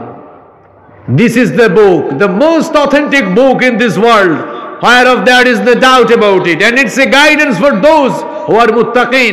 এটি এমন একটি কিতাব যেই কিতাবের ভেতরে কোনো সন্দেহ নেই, কোনো সংশয় নেই। সন্দেহ আছে এ ব্যাপারেও সন্দেহ করা যায় না। আল্লাহু আকবার। এই কিতাবের ভেতরে কোনো ভুল নেই। কোরআনের ভুল ধরার জন্য যারাই এসেছে তারাই ঈমান নিয়ে ফিরে যেতে বাধ্য হয়েছে। ফ্রান্সের বিখ্যাত সার্জন প্রফেসর ডক্টর মরিস বুকাইলির নাম আপনারা অনেকে শুনেছেন। তার বিখ্যাত একটি বই গোটা দুনিয়ায় সাড়া ফেলেছে, কোরআন, বাইবেল ও বিজ্ঞান। বইটার নাম শুনেছেন না আপনারা? 1981 থেকে 1995 সাল পর্যন্ত ফ্রান্সের প্রেসিডেন্ট ছিলেন ফ্রাঁসোয়া মিত্রা। তার শাসন আমলে 80 দশকের শেষের দিকে ফ্রান্সের সরকার মিশরের সরকারের কাছে একটি চিঠি লিখেছিল। ফেরাউনের মরদেহ, ফেরাউনের লাশটাকে প্রত্নতাত্ত্বিক গবেষণার জন্য তার লাশটাকে যেন মিশর থেকে ফ্রান্সে পাঠানো হয়। মিশরের সরকার রাজি হয়ে ফ্রান্সে যখন লাশ পাঠালো তখন সবাই মাথা নত করে তারা লাশটাকে রিসিভ করে হসপিটালের একটি বিশেষ ইউনিটে ঢোকালো প্রত্নতাত্ত্বিক গবেষণার জন্য। আর ওই রিসার্চ টিম, গবেষণা টিমের প্রধান ছিলেন ফ্রান্সের বিখ্যাত surgeon professor doctor Morris Bucaille. এবার রিসার্চের কাজ শুরু হলো, গবেষণার কাজ শুরু হলো। ফেরাউনের লাশ নিয়ে গবেষণা করে তারা দেখলেন ফেরাউনের লাশের মধ্যে, শরীরের মধ্যে লবণের কিছু অংশ রয়েছে। তারা কনফার্ম হলেন, তাহলে বুঝতে পেরেছি এই ফেরাউন সমুদ্র ডুবে মরেছে। বলেন তো সমুদ্রের পানি লোনা না মিঠা? লোনা পানি, লবণাক্ত পানি, লবণের অংশ পাওয়া গিয়েছে। তার মানে এই শয়তানটা লোহিত সাগরে ডুবেই মারা গিয়েছে। এমন সময় একজন বলল, স্যার, ফেরাউন যে লোহিত সাগরে ডুবে মারা গিয়েছে এবং তার লাশ মুসলমানদের ধর্মীয় গ্রন্থ কোরআনে কারীমের 10 নম্বর সূরা, সূরা ইউনুসের 92 নম্বর আয়াতে রয়েছে। আল্লাহু আকবার। আচ্ছা না, ফালইয়াউমা নুনাজ্জিকা বিবাদানিকা লিতাকুনা লিমান খালফাকা আয়া। ডক্টর মরিস বুকাইলি বলল, হাউ ইজ ইট পসিবল? এটা কিভাবে সম্ভব? কারণ ফেরাউনের লাশ ডুবেছে আজ থেকে 3000 বছর আগে, আর কোরআন তো নাজিল হয়েছে 1500 বছর আগে। তো 1500 বছর আগে নাজিল হওয়া কিতাবের ভেতরে 3000 বছরের ঘটনা, 3000 বছর আগের ঘটে যাওয়া ঘটনা কেমনে আসে? আবার এটা সংরক্ষণ করা হবে, লাশটা থাকবে, এই ভবিষ্যৎবাণী এই বইয়ের মধ্যে করে দেওয়া হলো। এটা তো সাধারণ কোনো বই না। আচ্ছা, আমি তো তাওরাত পড়েছি, জাবুর পড়েছি, বাইবেলের অল্ড টেস্টামেন্ট, নিউ টেস্টামেন্ট দুটোই পড়েছি, দেখছি সবগুলাই অবিকৃত জ্ঞানজাম আছে, ভেজাল আছে। দেখি তো, নিয়ে আসো আমার কাছে, কোরআনের কোন কোন জায়গায় ভেজাল আমি একটু ঠিক করি। দেখেছেন অবস্থা? কত বড় পণ্ডিত, কোরআনের কোন কোন জায়গায় ভুল আছে হাতে ঠিক করবে। ডক্টর মরিস বুকাইলির কাছে কোরআন আনা হলো। কোরআন খুলে দেখলো কোরআনের ভাষাটা কি বলেন তো? না বাংলা। আমাদের দেশের এক লোক একবার সৌদি আরবে গিয়ে আফসোস করে বলল, আরে এমন এক দেশে আসছি, এই দেশে সব কিছু আরবি, শুধু আজান আর নামাজটা বাংলায় হয়। কারণ বাংলাদেশে আজান আর নামাজ শুনতো, তো ভাবছে ওইটাও বাংলা হয়ে গিয়েছে। তো কোরআন আরবি না বাংলা ভাষায় নাজিল হয়েছে? তো ডক্টর মরিস বুকাইলি কোরআন খুলেই দেখলো, হায় হায়, এগুলো তো কিছুই বুঝে না। এবার সে কোরআন তার মাদার ল্যাঙ্গুয়েজে ট্রান্সলেট করে কোরআন পড়া শুরু করলো। ডক্টর মরিস বুকাইলি কোরআনে কারীমকে তার মাদার ল্যাঙ্গুয়েজ, তার মাতৃভাষায় অনুবাদ করে কোরআন পড়া শুরু করলো, কোরআনের গবেষণা শুরু করলো। কোরআনের কোনো ভুল ধরতে পারলো না ডক্টর মরিস বুকাইলি। এবার কোরআনে কারীমকে ইংলিশ ল্যাঙ্গুয়েজে ট্রান্সলেট করে কোরআন পড়া শুরু করলো, রিসার্চ করা আরম্ভ করলো। কোরআনে কারীমের কোনো ভুল এরপরেও ধরতে পারে না। ডক্টর মরিস বুকাইলি মনে মনে ভাবলো, কোরআন যেহেতু আরবি ভাষায় নাজিল হয়েছে, আমি যদি আরবি ভাষা শিখে ফেলতে পারি, আরবি ভাষা যদি আমি বুঝতে পারি, আর আরবি ভাষায় যদি কোরআন পড়া আর গবেষণা শুরু করে দিতে পারি, তবেই আমি কোরআনের ভুল ধরতে পারবো। এবার সে আরব দেশের কয়েকজন স্কলারদের কাছ থেকে আরবি ভাষা শিখলো। আরবি ভাষা শিখার পরে এবার আরবি ভাষায় কোরআন পড়া শুরু করলো, গবেষণা করা শুরু করে দিল।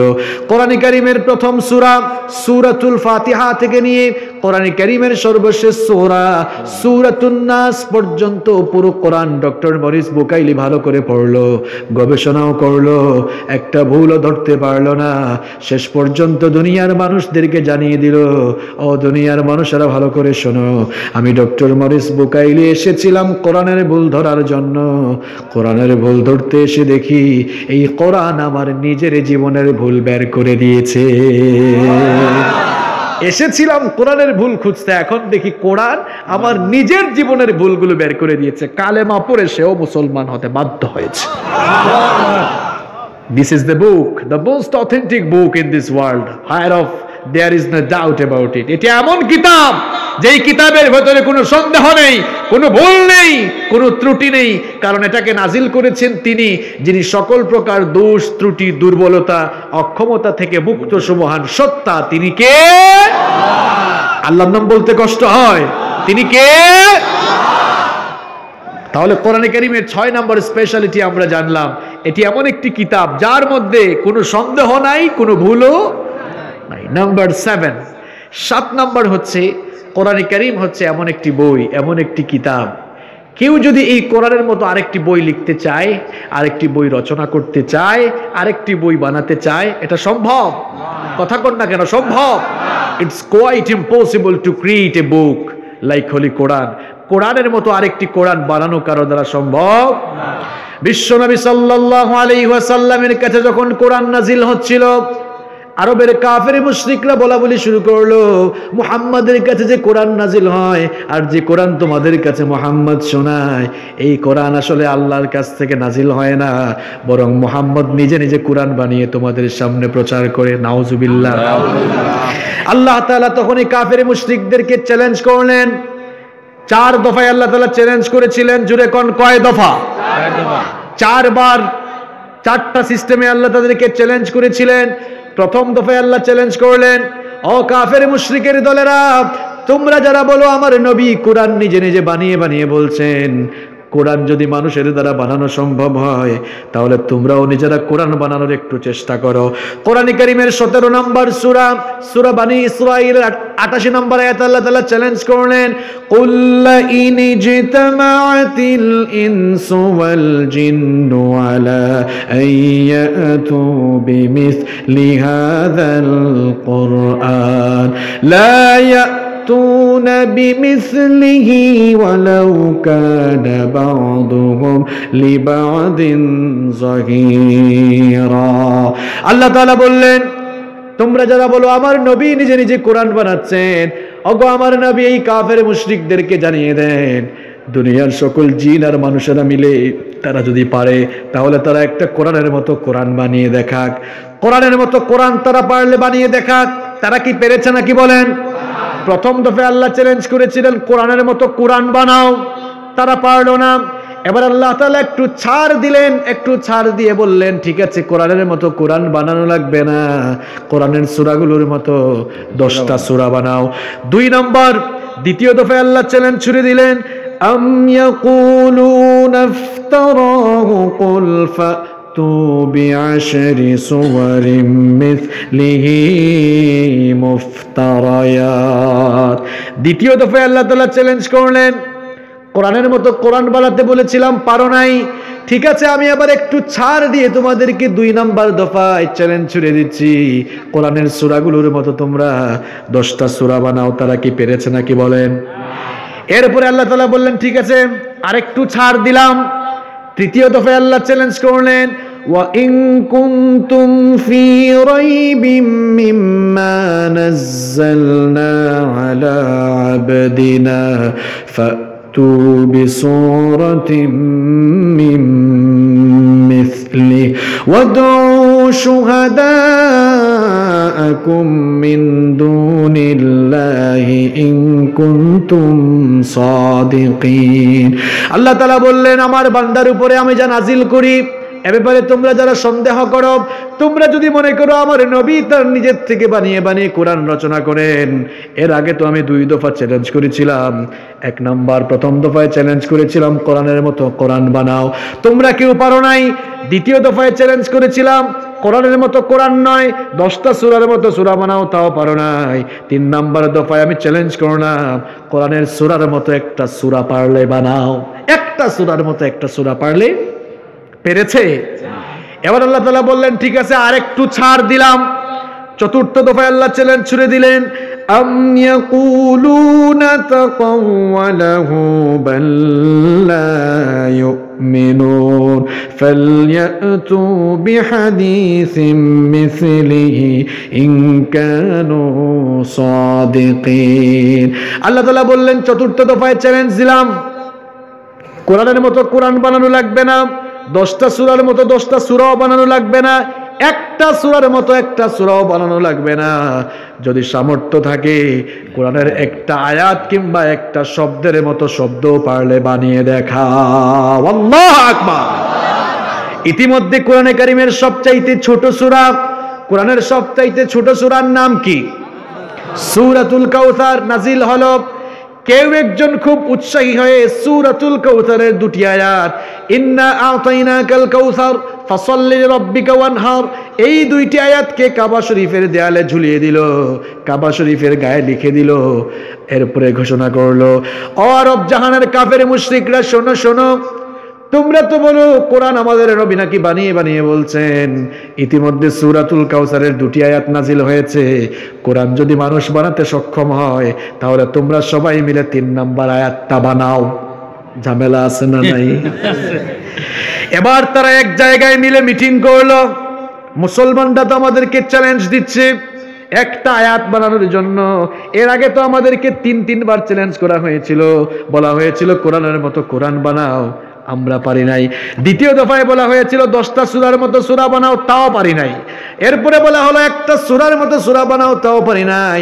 এখন বলা হচ্ছে একটা আয়াত বানাও, এটাও যদি না পারি তাহলে তো লজ্জা শরম মান সম্মান যা আছে কিছুই আর থাকবে না। সবাই মিলে চলে গেল লাবিদ বিন রবিয়ার কাছে। সেই সময় লাবিদ বিন রবিয়া ছিলেন আরবের সবচেয়ে বিখ্যাত কবি। গিয়ে বলল, ওগো লাবিদ, আমরা আমাদের মধ্যে সবচেয়ে জ্ঞানী মানুষ হিসেবে তোমাকে মনে করি, তুমি হচ্ছে আমাদের মধ্যে সবচেয়ে মানসম্পন্ন কবি, তুমি একটু চেষ্টা করে দেখো না একটা আয়াত বানাতে পারো কিনা। লাবিদ বিন রাবিয়া মনে মনে ভাবলেন সবাই তো আমাকে সম্মান করে, একেবারে শুরুতেই যদি আমি বলি পারবো না তাহলে তো মান ইজ্জত কিছুই থাকবে না। এই জন্য তিনি বললেন ঠিক আছে আমি একটু চেষ্টা করি, তোমরা যাও। লাবিদ বিন রবিয়া আবার দিনের পর দিন রাতের পর রাত চেষ্টা করেন নিজের মান সম্মান ইজ্জত বাঁচাবার জন্য। কিছুদিন পর নিজে নিজে একটা আয়াত বানিয়ে ওই 2টা আয়াতের নিচে লাগালেন। যে আয়াতটা তিনি নিজে নিজে বানালেন ওই আয়াতটা ছন্দের দিক থেকে মিললেও অর্থের দিক থেকে মোটেও মিলে নাই। 3 নাম্বার আয়াত এনে লাগালেন, উপরে ছিল ইন্না আতাইনাকাল কাউসার ফাসাল্লি লিরাব্বিকা ওয়ানহার। তিনি নিজে নিজে বানিয়ে লাগালেন লাইসা হাযা মিন কালামিল বাশার। ছন্দ মিলছে না? ইন্না আতাইনাকাল কাউসার ফাসাল্লি লিরাব্বিকা ওয়ানহার, লাইসা হাযা মিন কালামিল, অর্থ মিলছে না, ঘোড়ার ডিম অর্থ একেবারে। 3 নাম্বার যে আয়াত তিনি নিজে বানিয়ে এনেছিলেন সেটা দ্বারাই তিনি তার অপারগতার ব্যর্থতার প্রকাশ করেছিলেন। তিনি লিখেছিলেন লাইসা হাযা মিন কালামিল বাশার, বেকুবের দল, এগুলো কোনো মানব রচিত গ্রন্থ নয়, এগুলো কোনো মানুষ বানাতে সক্ষম নয়। আল্লাহু আকবার। কোরআন বানানো কারো দ্বারা সম্ভব? মুসাইলামার নাম শুনেছেন আপনারা? Who is মুসাইলামা? মুসাইলামা কে? হ্যাঁ, মিথ্যা নবী, রাইট। মিথ্যা নবুয়তের দাবি করেছিল। বিশ্ব নবী সাল্লাল্লাহু আলাইহি ওয়াসাল্লামের পরে 30 জন ভণ্ড নবী আসবে। কয়জন? এটা আমার কথা নয়, বিশ্ব নবী সাল্লাল্লাহু আলাইহি ওয়াসাল্লাম বলেছেন লা তাকুমুস সাআহ, ততদিন পর্যন্ত কিয়ামত হবে না, হাত্তা ইয়াবআসা দাজ্জালুনা কাযাবুন করিবুম মিন 30, যতদিন পর্যন্ত 30 জন ভণ্ড নবী এই দুনিয়ায় আসবে না ততদিন পর্যন্ত কিয়ামত হবে না। অলরেডি 27 জন চলে আসছে। তো মুসাইলামা সেও ছিল ভণ্ড নবী, নবুয়তের দাবি করেছিল। মুসাইলামা যখন তাকে নবী বলা দাবি করলো, লোকেরা বলল আচ্ছা মুসাইলামা, তুমি যে তোমাকে নবী বলা দাবি করেছো, তোমার সাথে কি জিবরিলের কোনো দেখা সাক্ষাৎ হয় না? তোমার সাথে কি জিবরিলের কোনো কথাবার্তা হয় না? তোমার কাছে কি সূরা বা আয়াত নাজিল হয় না? মুহাম্মদ পড়েন সাল্লাল্লাহু আলাইহি ওয়াসাল্লাম, তার সাথে তো জিবরিলের নিয়মিত দেখা সাক্ষাৎ হয়, আয়াত নাজিল হয়, সূরা নাজিল হয়। তোমার কাছে কি আয়াত বা সূরা নাজিল হয় না? মুসাইলামা কায়দা করে জবাব দিল, দেখো ভাই, আমি তো মাত্র নবী হইছি, নতুন নবী হইছি, আমার কাছেও জিবরিল আসবে, জিবরিলের সাথে আমারও কথাবার্তা হবে, একটু সময় লাগবে, আমি তো নতুন নবী, সময় দাও। নাউযুবিল্লাহি মিন যালিক। কিছুদিন পর লোকদেরকে ডেকে বলল, লোকেরা শোনো, গত রাতেই আমার কাছে জিবরিল এসেছিলেন, আমার কাছে একটি সূরা নাজিল হয়েছে। লোকেরা অবাক হয়ে বলল, আচ্ছা তাই, তোমার কাছে কোন সূরা নাজিল হয়েছে? মুসাইলামা বলল, আমার কাছে যে সূরা নাজিল হয়েছে সেই সূরার নাম হচ্ছে সূরাতুল ফিল। সূরার নাম কি? এটা কোরআনের ফিল না, আবার এটা মুসাইলামার ফিল। তো লোকেরা বলল, ঠিক আছে, তেলাওয়াত করো তো একটু। মুসাইলামা আবার তেলাওয়াত শুরু করেছে, আল ফিল মাল ফিল ওয়ামা আদরাকা মাল ফিল লাহু যানাবু ওয়া বিল ওয়া লাহু খুরতুমুন তাওয়িল। শেষ তার সূরা। আপনারা তো অর্থ না শুনেই হাসতেছেন, অর্থ শুনলে তো আরো হাসবেন। নবী যে এই কায়দার, তার সূরাটা ওই কায়দার। আল ফিল হাতি, মাল ফিল হাতি কি? ওমা আদরাকা মাল ফিল, আপনি কি জানেন হাতি কি? হাতির ডেফিনেশন চলছে। লাহু যানাবু ওয়া বিল, তার লেজ আছে, ওয়া লাহু খুরতুমুন তাওয়িল, তার লম্বা সুর আছে। লোকেরা মুসাইলামার এই সূরা শুনে বলল, মুসাইলামা তুই যে একটা ভণ্ড, মিথ্যাবাদী, ধোঁকাবাজ আর প্রতারক, এটা প্রমাণ হওয়ার জন্য তোর তেলাওয়াত কি তো এই সূরাটাই যথেষ্ট। ঠিক কি না? কোরআনের মতো কোরআন বানানো সম্ভব নয়। আপনারা হয়তো ভাবছেন যে মুসাইলামাই চেষ্টা করেছে, এই যুগে কেউ চেষ্টা করে নাই। না, এই যুগের কিছু আল্লাহর কুতুবও চেষ্টা করেছে। ভারতীয় বংশোদ্ভূত দক্ষিণ আফ্রিকার জনপ্রিয় লেখক, গোটা দুনিয়ায় সারা জাগানো ইসলামিক বক্তা, কম্পারেটিভ রিলিজিয়নে যার একচ্ছত্র একটা প্রভাব রয়েছে, আধিপত্য রয়েছে, আহমেদ দিদাদ। নাম শুনেছেন আপনারা আহমেদ দিদাদের? হ্যাঁ, আহমেদ দিদাদ একটি বই লিখেছেন, আল কোরআন দি আলটিমেট মিরাকল। এটা গুগলে সার্চ করলেও পাবেন, পিডিএফ ভার্সনটা পেয়ে যাবেন। আরেকটি বই আছে, আল কোরআন ইজ অল সায়েন্স। এই দুটি বই যদি আপনারা পড়েন, দেখবেন তারা তাদের বইয়ের ভেতরে একটি চমৎকার ঘটনা উল্লেখ করেছে। বলবো? কয়েক বছর আগে ইউনাইটেড স্টেট অফ আমেরিকার সায়েন্টিস্টরা, আমেরিকার বিজ্ঞানীরা একটা প্রভাবশালী কম্পিউটার আবিষ্কার করেছিল। তার নাম তারা দিয়েছিল ক্রে-1 সুপার কম্পিউটার। এই ক্রে-1 সুপার কম্পিউটার আবিষ্কার করার পরে তারা মনে মনে চিন্তা করেছিল, এটা যেহেতু এই যুগের সবচেয়ে প্রভাবশালী কম্পিউটার, এটা দিয়ে দেখি আমরা কোরআনের মতো কোনো বই কিংবা এই বইয়ে যে তথ্যগুলো রয়েছে এরকম ইনফরমেটিভ কোনো বই আমরা বানাতে পারি কিনা। তারা এক কাজ করলো, কোরআনের গাণিতিক তথ্য উপাত্তগুলোকে ক্রে-1 সুপার কম্পিউটারের মাইক্রোচিপসে দিয়ে কোয়েশ্চেন করলো, প্রশ্ন করলো, is it possible for us to make a book like holy Quran? আমরা যদি কোরআনের মতো কোরআন বানাতে চাই তাহলে কি সম্ভব?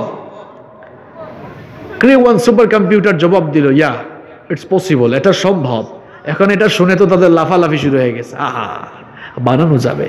কিন্তু ক্রে-1 আরো জবাব দিল, এটা সম্ভব, but you need 63 octillion years to make a book like holy কোরআন।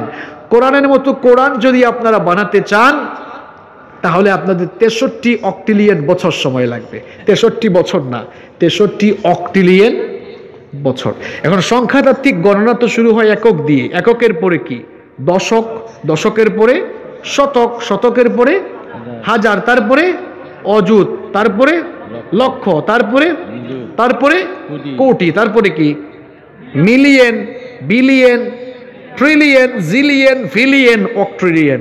ওরে বাপরে বাপ, 63 অক্টিলিয়ন মানে হচ্ছে 63 অক্টিলিয়ন বছর মানে হচ্ছে বিজ্ঞানী যারা হেতাগো জীবন শেষ, তাদের পুলামাইয়ার জীবন শেষ, নাতিপুতিগো জীবন শেষ, 14 গোষ্ঠীর জীবন শেষ, এমনকি ইসরাফিলের সিঙ্গার ফুৎকার বেজে যাবে, সব লন্ডভন্ড হয়ে যাবে, সব চূর্ণ বিচূর্ণ মেসাকার হয়ে যাবে। এরপরে it's quite impossible to make a book like holy Quran. আল্লাহর কোরআনের মতো কোরআন বানানো দুনিয়ায় কারো দ্বারা সম্ভব নয়। এটি হচ্ছে কোরআনে কারীমের একটি স্পেশালিটি। বিরক্ত আপনাদের কষ্ট হচ্ছে? আমরাও শেষ 10 মিনিট থাকা যাবে না, একেবারে শেষ পর্যায়ে এসছে এবং শেষেই সবচেয়ে গুরুত্বপূর্ণ পয়েন্ট রয়েছে। ভাই আমি সবচেয়ে গুরুত্বপূর্ণ জিনিসটা শেষেই রাখি সব সময়, এজন্য যারা উঠে গিয়েছে তারা অনেক ভালো জিনিসই মিস করবে। কয়টা বললাম? 7টা। কয়টা বলছি? কোরআনে কারীমের 8 নাম্বার স্পেশালিটি হচ্ছে almighty Allah protects the holy book Quran. এই কিতাবকে হেফাজত করছেন কে? আল্লাহ। হেফাজত করছেন কে? কোরআনে কারীমে রব্বুল আলামিন বলছেন ইন্না নাহনু নাযালনায যিকরা ওয়া ইন্না লাহু লাহাফিজুন। এই কোরআন নাজিল করেছি আমি আর এর হেফাজতের দায়িত্ব গ্রহণ করেছি আমি। সুবহানাল্লাহ। এজন্য যেই কোরআন হেফাজতের দায়িত্ব আল্লাহ তাআলা নিয়েছেন, এই কোরআনকে দুনিয়া থেকে বিদায় করা যাবে না। যারাই বিদায় করতে চাইবে তারাই জিল্লতির সাথে বেইজ্জতির সাথে দুনিয়া থেকে বিলীন হয়ে যাবে। কোরআনে কারীমের 9 নম্বর বৈশিষ্ট্য হচ্ছে এই কিতাবের কাছে যারাই আসে তাদের মর্যাদা বাড়ে। এবার ভালো করে শুনেন, আসল জায়গায় আসছে। এটি এমন একটি কিতাব, এর কাছে যারাই আসে তার মর্যাদা কি হয়? দেখেন বছরে মাস আছে কয়টা? আরো জোরে কয়টা? সবচাইতে দামি মাস কোনটা? রমজান মাস। কেন? এই মাসে কি হয়েছে? কোরআন নাজিল হয়েছে। একটি বছরে কতটি দিন রয়েছে? 365 দিন, 365 রাত। সবচাইতে দামি রাতের নাম কি? কেন? কোরআন নাজিলের রাত। পৃথিবীতে অসংখ্য ভাষা রয়েছে, সবচাইতে দামি ভাষার নাম কি? কেন? এই ভাষায় কোরআন নাজিল হয়েছে। কাঠ দিয়ে আপনারা চেয়ার বানান, সোফা বানান, ফার্নিচার বানান, এটার সাথে পা লাগে, কেউ চুমু খায় না, ভক্তি করে না, শ্রদ্ধা করে না, কিন্তু কাঠের 2টা টুকরা দিয়ে রেহাল, আপনারা কি রেহাল বলেন? রেহালের উপরে কোরআন রাখা হলে ওই রেহালের সাথে পা লাগলেই মানুষেরা বুকের সাথে জড়িয়ে ধরে চুমু খায়। এটা কি কাঠের কারণে নাকি কোরআন রাখার কারণে? শপিং মলে কাপড় থাকে, গার্মেন্টস ফ্যাক্টরিতে এত কাপড় মানুষের পায়ের সাথে লাগে, মানুষ পাড়ায় কাপড়গুলোকে পাড়ায়, কেউ কখনো বুকের সাথে জড়িয়ে ধরে চুমু খায় কিংবা শ্রদ্ধা করে। কিন্তু ছোট্ট কাপড়ের টুকরা দিয়ে যখন জিলবাব, বস্তনি বা গিলাফ, আপনারা কি বলেন? গিলাফ না, গিলাফ বানানো হয়, এটা হাত থেকে পড়লেই মানুষ চুমু খায়, বুকের সাথে জড়িয়ে ধরে। আসলে কি কাপড়কে শ্রদ্ধা করে না কোরআন রাখার কারণে করে? কি বুঝলেন আপনারা? কোরআনের সাথে যার স্পর্শ লাগে ওই জিনিসটারই মর্যাদা। যে ফেরেশতা নিয়ে আসলেন সেই ফেরেশতার দাম কম না বেশি? সবচেয়ে দামি ফেরেশতার নাম কি? জিবরিল। যেই নবীর কাছে আসছে সেই নবী কম দামি না বেশি দামি? শুধু বেশি দামি নয়, এত দাম, এত দাম, এত দাম, আল্লাহর পরেই তার মর্যাদা। আল্লাহু আকবার। প্রিয় ভাইয়েরা এবার আসেন তো দেখেন আপনারা, কোরআন যেই বাড়িতে আসে সেই বাড়িটাও দামি বাড়ি হয়, আর কোরআনের বিরোধিতা যারা করে সেই বাড়িটাও নিকৃষ্ট বাড়িতে পরিণত হয়ে যায়। কিরকম বলবো? আপনারা হজ এবং ওমরা করছেন, কে কে হাত তোলেন তো একটু, বুঝাইতে সহজ হবে। বাপরে বাপ, হাত নামান, টাঙ্গাইলের মানুষ অনেক ধনী, বোঝা যাচ্ছে, তাহলে আমারও বুঝাইতে খুব ভালো হবে। প্রিয় ভাইয়েরা আপনারা একটু জবাব দেন তো, যারা গিয়েছেন আপনারা মসজিদে হারাম, মসজিদে হারামের পাশেই দেখেছেন আপনারা যারা গিয়েছেন, খেয়াল করছেন যারা, আল্লাহ রসুলের বাড়ি রয়েছে। বর্তমান সৌদি সরকার আল্লাহ রসুলের বাড়িকে এখন তারা আল মাকতাবা, লাইব্রেরি বানিয়ে রেখেছে। আপনি লাইব্রেরিতে ঢুকলেই দেখবেন আপনাকে গিফট করে, কোরআন গিফট করে বলবে ইয়া হাজ্জি মিন আইনা আন্ত, কোথা থেকে এসেছো? আপনি যদি আরবি বুঝেন বা বাংলায় কেউ যদি বুঝাই দেয়, যদি বলেন বাংলাদেশ থেকে আসছে, আপনাকে কিন্তু বাংলায় অনুবাদ করা কোরআন দিবে, তাফসীর সহ দিবে। কেউ যদি সিডিও দেয়, না সিডিও দেয়, আমেরিকা থেকে যায় ইংলিশ ল্যাঙ্গুয়েজে ট্রান্সলেট করে দিবে, ভারত থেকে গেলে হিন্দিতে দেয়, তারপরে পাকিস্তান থেকে গেলে উর্দু, এইরকম কোরআন শুধু সেখান থেকে বিলীন হচ্ছে। রাসূলুল্লাহ সাল্লাল্লাহু আলাইহি ওয়াসাল্লাম কোরআন নিয়ে এসেছিলেন বলে তার ঘর থেকে তিনি চলে গিয়েছেন, কিন্তু তার ঘর থেকে এখনো কোরআনের আলো ছড়িয়ে যাচ্ছে। সুবহানাল্লাহ। তার আপন চাচা, নামটা কি? বাড়িটা মনে হয় খুব দূরে ছিল, তাই না? আল্লাহ রাসূলের বাড়ির ঠিক বিপরীতে, একদম কাছাকাছি। যারা হজ করছেন, ওমরা করছেন, তারা দেখেছেন। আমিও তো একাধিকবার গিয়েছি, আলহামদুলিল্লাহ। তো তার বাড়িটা কি বাড়ি আছে না হেড অফিস হইছে?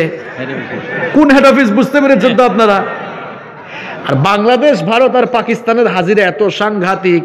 কিছু হাজিকে তো দেখলাম বিমান থেকে নেমেই পুলিশকে বলে, ভাই আবু জেহেলের বাড়ি কোনটা? কি রে ভাই, তোমরা বিমান থেকে নেমে আবু জেহেলের বাড়ি খুঁজো কেন? কয়ে এত কিছু খাইছি, বিমানে লম্বা সফর করেছি, এখন এগুলো ডেলিভারি দেওয়ার জন্য হেড অফিসে যাওয়ার দরকার আছে না নাই? আবু জেহেল কোরআনের বিরোধিতা করার কারণে সে তো নিজে জিল্লতি বেজ্জুদের সাথে দুনিয়া থেকে বিদায় হয়েছেই, তার পাশাপাশি তার বাড়িটা আজ দুনিয়ার এত নিকৃষ্ট জায়গায় পরিণত হয়েছে। আজ দুনিয়ার মুসলমানরা তার বাড়িতে গিয়ে লাইন ধরে ধরে পায়খানা করে। শুধু ঠিক বললে হবে না, এখান থেকে আপনাদের জন্য শিক্ষা নিতে হবে, লেসন নিতে হবে। তাহলে কোরআনের পক্ষে থাকলে দুনিয়া থেকে গেলেও কোরআনওয়ালা লোকদের দাম বাড়ে না কমে? আর কোরআনের বিরুদ্ধে থাকলে শুধু কমে যে তাই না, একেবারে পায়খানার চেয়ে ওই মানুষগুলো নিকৃষ্ট হয়ে যায়। গোটা দুনিয়ার সমস্ত কোরআন বিরোধীদেরকে বলতে চাই, আবু জেহেলের পরিণতির দিকে তাকাও, আবু জেহেলের পরিণতি দেখে শিক্ষা নাও। কোরআনের বিরুদ্ধে যারাই যাবা দুনিয়া থেকে বিলীন হয়ে যাবা, পাশাপাশি এই দুনিয়ায় তোমাদের জন্য আফসোস করার কোনো মানুষ অবশিষ্ট থাকবে না। আমরা কোরআনের পক্ষে না বিপক্ষে? কোরআনের জন্য যদি জীবন দেওয়ার দরকার হয়, কোরআনের জন্য যদি মিছিলের দরকার হয়, রক্তের দরকার হয়, এমনকি জীবন দিয়ে দাও, এমনকি জীবন বিলীন করে দেওয়ার দরকার হয়, কারা কারা রাজি? দু হাত তুলে আল্লাহকে দেখান। আল্লাহু আকবার, আল্লাহু আকবার।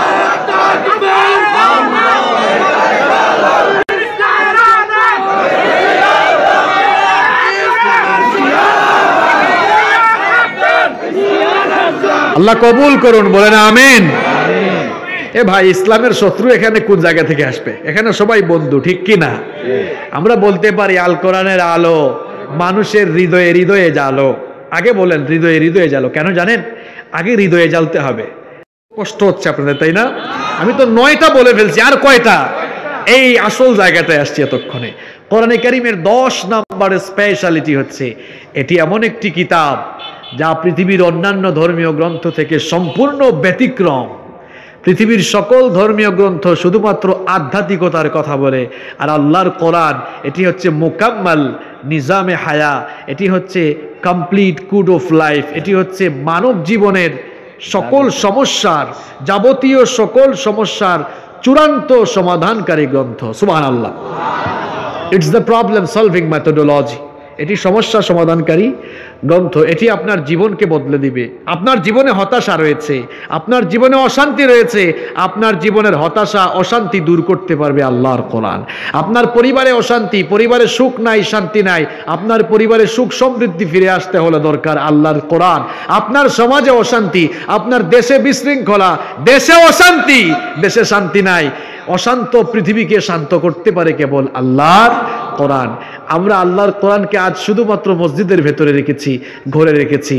টাঙ্গাইলের মুসলমানরা এই কোরআন শুধু ঘরে আর মসজিদে থাকার জন্য আসে নাই। যেই কোরআন দিয়ে বিশ্বনবী সাল্লাল্লাহু আলাইহি ওয়াসাল্লাম মসজিদে নববীতে ইমামতি করেছেন, একই কোরআন দিয়ে তিনি মদিনার রাষ্ট্রকে পরিচালনা করেছেন। যেই কোরআন দিয়ে আবু বকর রাদিয়াল্লাহু আনহু মসজিদে নববীতে ইমামতি করেছেন, আবু বকর রাদিয়াল্লাহু আনহু ঠিক একই কোরআন দিয়ে তিনিও মদিনার রাষ্ট্র পরিচালনা করেছেন। যেই কোরআন দিয়ে সাইয়েদনা ওমর ইবনুল খাত্তাব রাদিয়াল্লাহু আনহু নামাজ পড়িয়েছেন, একই কোরআন দিয়ে অর্ধ পৃথিবীকে তিনি শাসন করেছেন। সুবহানাল্লাহ। এই কোরআন যদি কোনো সমাজে থাকে, কোনো দেশে থাকে, তাহলে শাসক যারা, তারা কখনো শোষকের ভূমিকায় কিংবা ভক্ষকের ভূমিকায় অবতীর্ণ হতে পারে না। কারণ কোরআনী শাসন যেখানে আছে সেখানে এই কোরআনওয়ালা লোকদের অন্তরে সবসময় জবাবদিহিতার অনুভূতি থাকে। আর জবাবদিহিতার অনুভূতি থাকলে ওই লোকটা কখনো সেবক থেকে শোষক হতে পারে না। সাইয়েদনা আবু বকর রাদিয়াল্লাহু আনহু, দেখেন খুলাফায়ে রাশেদার 2-3টা ঘটনা শোনায়, কোরআনী শাসনের কয়েকটা দৃষ্টান্ত শোনায়। সাইয়েদনা আবু বকর রাদিয়াল্লাহু আনহু তিনি যখন প্রেসিডেন্ট, তিনি যখন খলিফা, তার স্ত্রী এসে বললেন, প্রিয়তম স্বামী আমার, কলিজার টুকরের সন্তানগুলো কয়েকদিন ধরে আবদার করছে সারিদ নামক খাবার খেতে চায়। সারিদ নামক খাবারের আয়োজন করার জন্য কিছু পয়সা কড়ির ব্যবস্থা করলে ভালো হতো।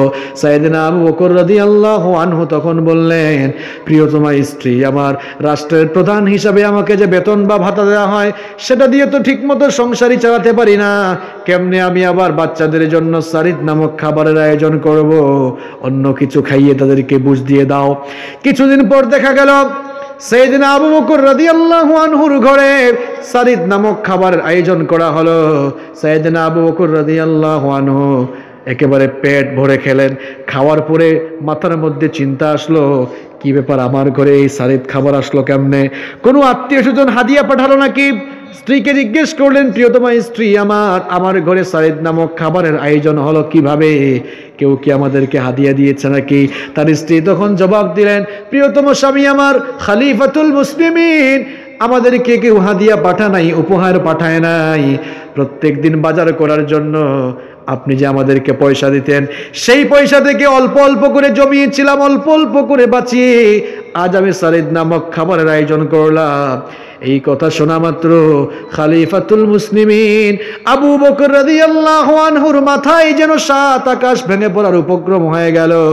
সঙ্গে সঙ্গে তিনি মন্ত্রিসভার বৈঠক আহ্বান করলেন, ক্যাবিনেট আহ্বান করলেন, মজলিসে শুরার যারা সদস্য ছিলেন আহ্বান করে তিনি জানিয়ে দিলেন, আল্লাহ রাসূলের সাহাবীরা ভালো করে শোনো, রাষ্ট্রের প্রধান হিসাবে আমাকে যে বেতন বা ভাতা দেওয়া হয়, আবু বকরের ফ্যামিলিতে, আবু বকরের পরিবারে প্রমাণ হয়ে গিয়েছে যেই বেতন দেওয়া হয় সেই বেতন থেকে আরো এত টাকা বেঁচে যায়। সুতরাং আগামী মাস থেকে এত টাকা কম দিলেও আবু বকরের ফ্যামিলিতে কোনো অসুবিধা নাই। আরে কোরআনওয়ালা শাসক থাকলেই এমন অনুভূতি অন্তরে আসে, নইলে অবস্থা কি হবে জানেন? শাসক শোষকের ভূমিকা অবতীর্ণ হয়ে খাটের নিচে তো মানুষ অবশিষ্ট জিনিস রাখে, এখন খাটের নিচে তেল থাকে। এই জন্য সমাজকে যদি আমরা বদলে দিতে চাই, আল্লাহর কোরআনকে শুধু মসজিদে রাখলে চলবে না, ঘরে রাখলে চলবে না। এই কোরআন দিয়ে যেভাবে বিশ্বনবী সবকিছু পরিচালনা করেছেন, তার সাহাবীরা কোরআন দিয়ে যেভাবে রাষ্ট্র চালিয়েছেন, এই কোরআন দিয়ে সবকিছু সেভাবে পরিচালনার দরকার আছে না নাই? আর যারাই এই কোরআন দিয়ে রাষ্ট্র পরিচালনা করেছিলেন তাদের দৃষ্টান্ত আমি আপনাদেরকে শোনাচ্ছি। সাইয়েদনা ওমর ইবনুল খাত্তাব রাদিয়াল্লাহু আনহু বাংলাদেশের মতো ছোটখাটো দেশ নয়, অর্ধ পৃথিবী তিনি শাসন করেছিলেন।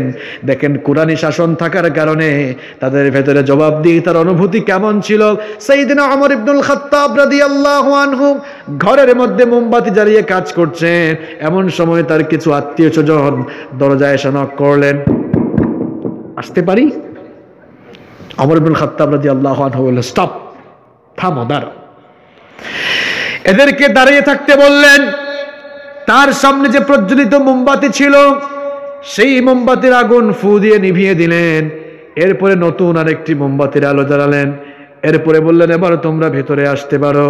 তার আত্মীয় স্বজন এই কারবার, এই অবস্থা দেখে তারা প্রশ্ন করল, আমিরুল মুমিনিন, খলিফাতুল মুসলিমিন, মোমবাতি তো আপনার সামনে জ্বালানোই ছিল, প্রজ্বলিত মোমবাতি আগুন, আপনি প্রজ্বলিত মোমবাতি ফু দিয়ে নিভিয়ে নতুন করে মোমবাতির আগুন জ্বালালেন কেন?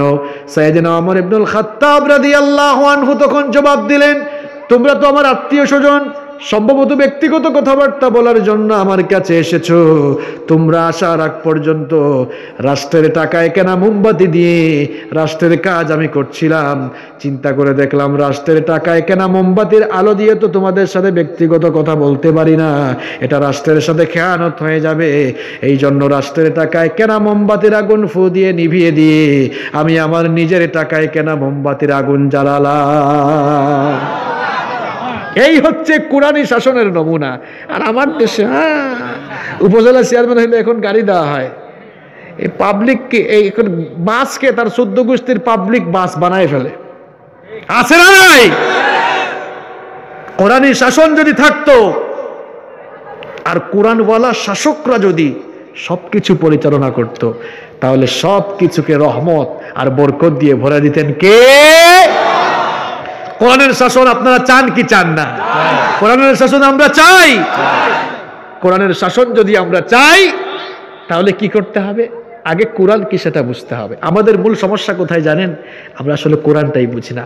আমরা অনেকে মনে করি যে কোরআন এটি আমাদের অর্থনীতি, আমাদের রাজনীতি, আমাদের সমাজনীতি, রাষ্ট্রনীতি পরিচালনায় ব্যর্থ। কেন ব্যর্থ? কারণ আমি তো নিজে আউযুবিল্লাহ বিসমিল্লাহও জানি না, কোরআন ব্যাখ্যা পড়ব কখন?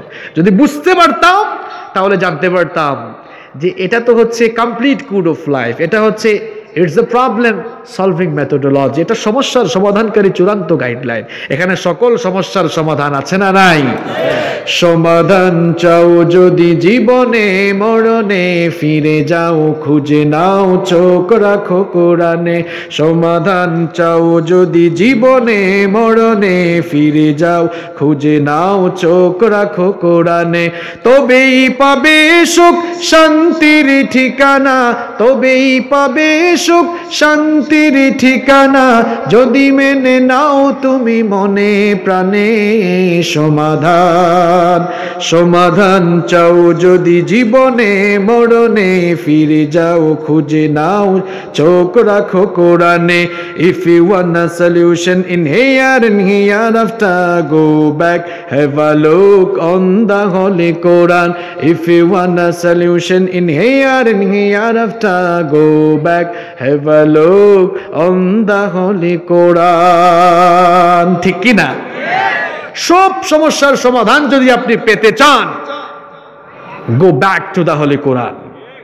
কোরআনের কাছে আপনি ফিরে যান, কোরআনটা পড়ার চেষ্টা করেন, বুঝার চেষ্টা করেন। বয়স তো 60 বছর হয়ে গেল, 50 বছর হয়ে গেল, এখনো তো কোরআন শুদ্ধ করে শিখলেন না। কোরআন অর্থ পড়বেন কখন, বুঝবেন কখন, আর কখন? যুবক আর তরুণ ভাইয়েরা, কেন তোমরা কোরআন পড়ো না? তোমরা তো দেশের বাইরে যাওয়ার জন্য আইএলটিএস করো, টোফেল করো, জিআরই করো, হাজার হাজার টাকা বাবার খরচ করো, ঘন্টার পর ঘন্টা সময় বিনিয়োগ করো। আল্লাহর জান্নাতে যাবা কয়েক ঘন্টার কিছু টাকা পয়সা খরচ করে কোরআন শিখতে পারো না? আহা, আসো, আল্লাহর কোরআন হাত ছানে দিয়ে ডাকছে। এই কোরআনের কাছে আসলেই জীবনটাকে পরিবর্তন করে দিবেন কে? আজকের এই কোরআনের মাহফিলে আমি আপনাদেরকে পরিবর্তনের আহ্বান জানাতে এসেছি। এই পরিবর্তন যদি আমরা চাই, শুধু এই যে স্লোগান নারায়ে তাকবীর নারায়ে তাকবীর, আল কোরআনের আলো ঘরে ঘরে জ্বালো, এগুলা দিয়ে পরিবর্তন হবে না। এই আবেগগুলো মাহফিলের প্যান্ডেলের ভেতরেই সীমাবদ্ধ থাকে, এটা আমরা দেখেছি বহু বছর ধরে। এখন আমরা চেঞ্জ করতে চাই, আমরা এখন চেঞ্জ করতে চাই।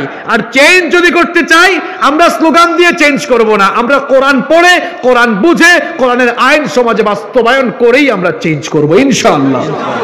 এজন্য আমি আপনাদের কাছে দাওয়াত নিয়ে এসেছি, আহ্বান নিয়ে এসেছি, পরিবর্তনের আহ্বান, দাওয়াত নিয়ে এসেছি, কোরআনের দাওয়াত। বাবারা ফিরে আসুন, যুবক তরুণ ভাইরা ফিরে আসুন। আপনার ঘরে যে কোরআন আছে এটা পড়ার চেষ্টা করেন, বুঝার চেষ্টা করেন। এটা এত মর্যাদা সম্পন্ন কিতাব, এত দামি নেয়ামত। শুধু এই কোরআনটা বুঝতে পারলেই আপনার জীবনটাকে নেয়ামত দিয়ে, বরকত দিয়ে ভরে দিবেন কে? আল্লাহ তাআলা আমাদের সকলকে কোরআন পড়ার, কোরআন বুঝার, কোরআন মানার তৌফিক দান করেন, আমরা বলি আমিন।